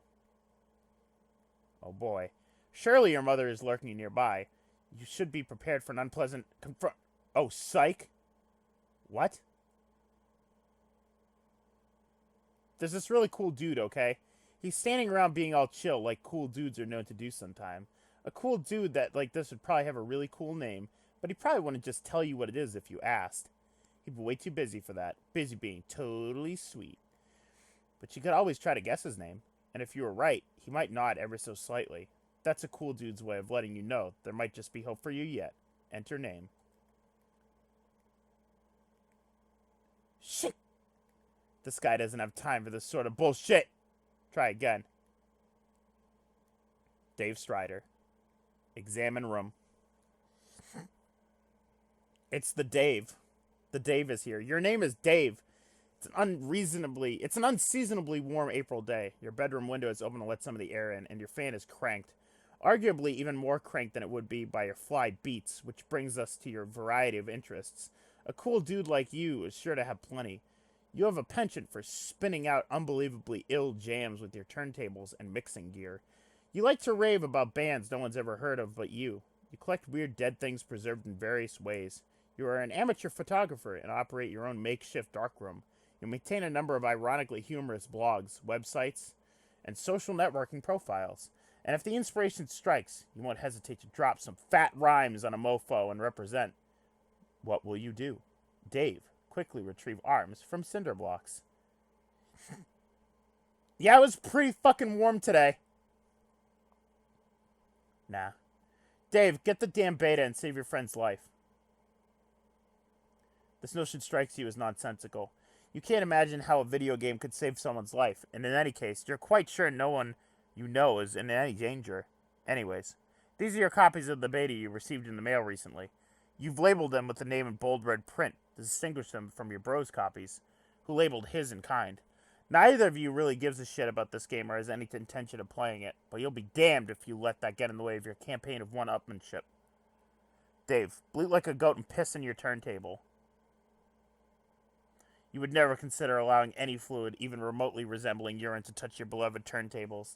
That would risk breaking them, and a world without the gift of your godly science doesn't sound like a place you want to be part of. While you're at it, you might as well wipe out human civilization with a meteor or something ridiculous like that, which will probably never happen. That sort of thing only happens in stupid idiot movies for stupid idiots. You will, however, contemplate bleeding like a goat for ironically humorous purposes at a later date. Dave, examine closet. Faker. Yeah, this is the finale to Friend Sim. The whole fucking thing. It's a long fucking finale. This is your closet. This is where you keep a lot of your crap. Like that box and that bottle of... What is that?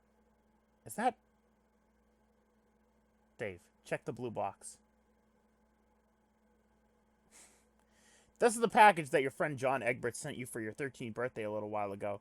It now contains nothing except for a note and a certificate of authenticity vouching for the genuine Hollywood memorabilia which the box originally contained, and which you are now wearing to be ironic, but also to be incredibly cool in a way somehow intangibly related to the ironic nature of the accessory. You find it sort of exasperating to explain these subtleties to people. Vinny Vinesauce acts a lot like Dave. Does he? Somewhat maybe. The box also included a signed photo of Ben Stiller, which now proudly hangs above your closet. Proudly and ironically. Viney Vinesauce is a valid kid name.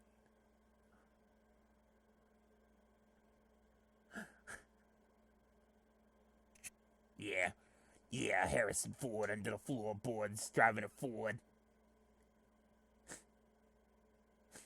The box also includes take box. You capsulate the box through your hash map fetch modus. Your modus's current hash function resolves the key index by valuing each constant at a 2 and each vowel at a 1. The total is divided by your number of cards, and the remainder is in the index. Harrison Ford. Driving a Ford under the floorboards. The box is capsulized in card 5. Dave, examine jar of unknown yellow substance from the closet. How fitting. This is going to be our last panel of the night. Just him almost drinking piss. Oh, hell yes. It's an unopened container of apple juice. You thought you were all out. It's kind of like fucking Christmas up in here. So great. Gotta tell John about this immediately. He'll be so excited. Dave, take juice. MC stands for main character.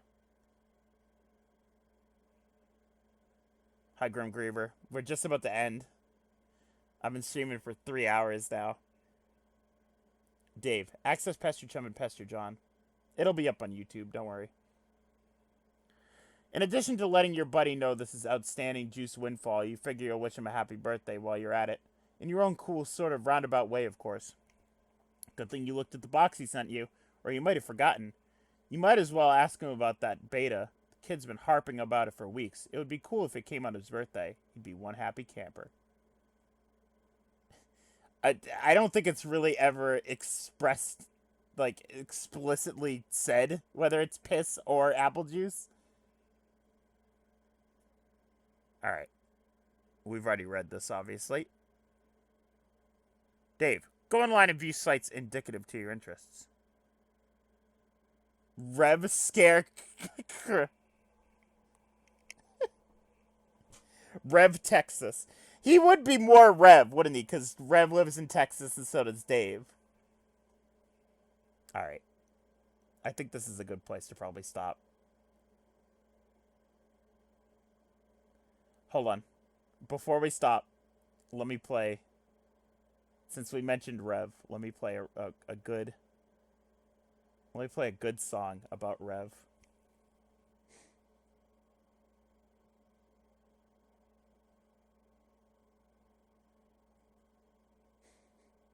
Let me play a good song about Rev Vinesauce real quick.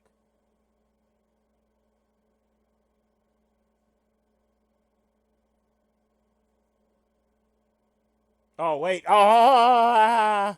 Hold on. There's one here called I Hope You Get Hit by a Meteor.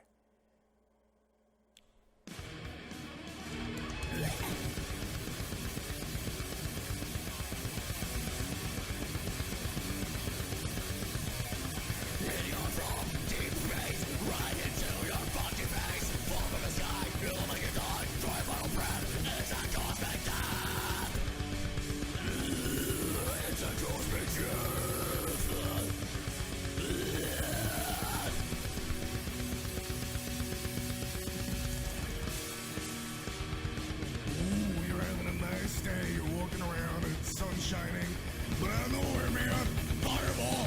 It's you in the face, so.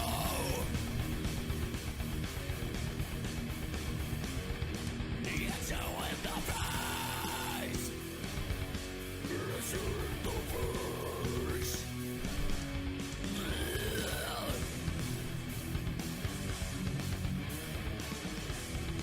That is Joel, by the way. This is the Rev Narok, which is 50 songs about Rev, and they're all about Joel hating Rev. The first song is called Rev is Shit. Texas sucks, and so do you. The Rev Symphony. I'll kick your face off. I'm going to feed you to cannibals. Rev thinks Elvis Presley's black metal. This album does not exist anymore.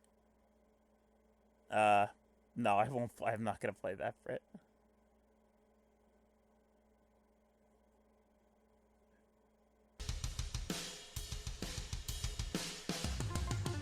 All right, fine.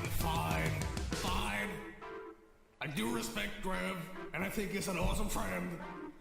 Okay, there you have it. Okay, are you happy? Are you satisfied that I said it? That I actually like Rev? Huh? Well, there you have it, I guess. Just kidding! I think you smell like poop. I think you smell like poop, Rev. You smell like poop! There goes 50 Song About Rev, the best album in the world!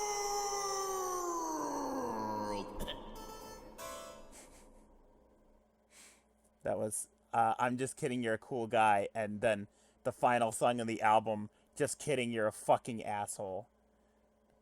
Alright, thanks for watching, everyone. That was episode 1.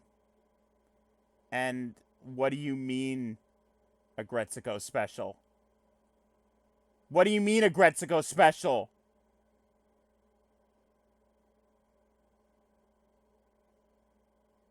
Okay, thanks for watching, everyone. There's a Gretzico Christmas special! Okay, bye! Bye, everyone! No!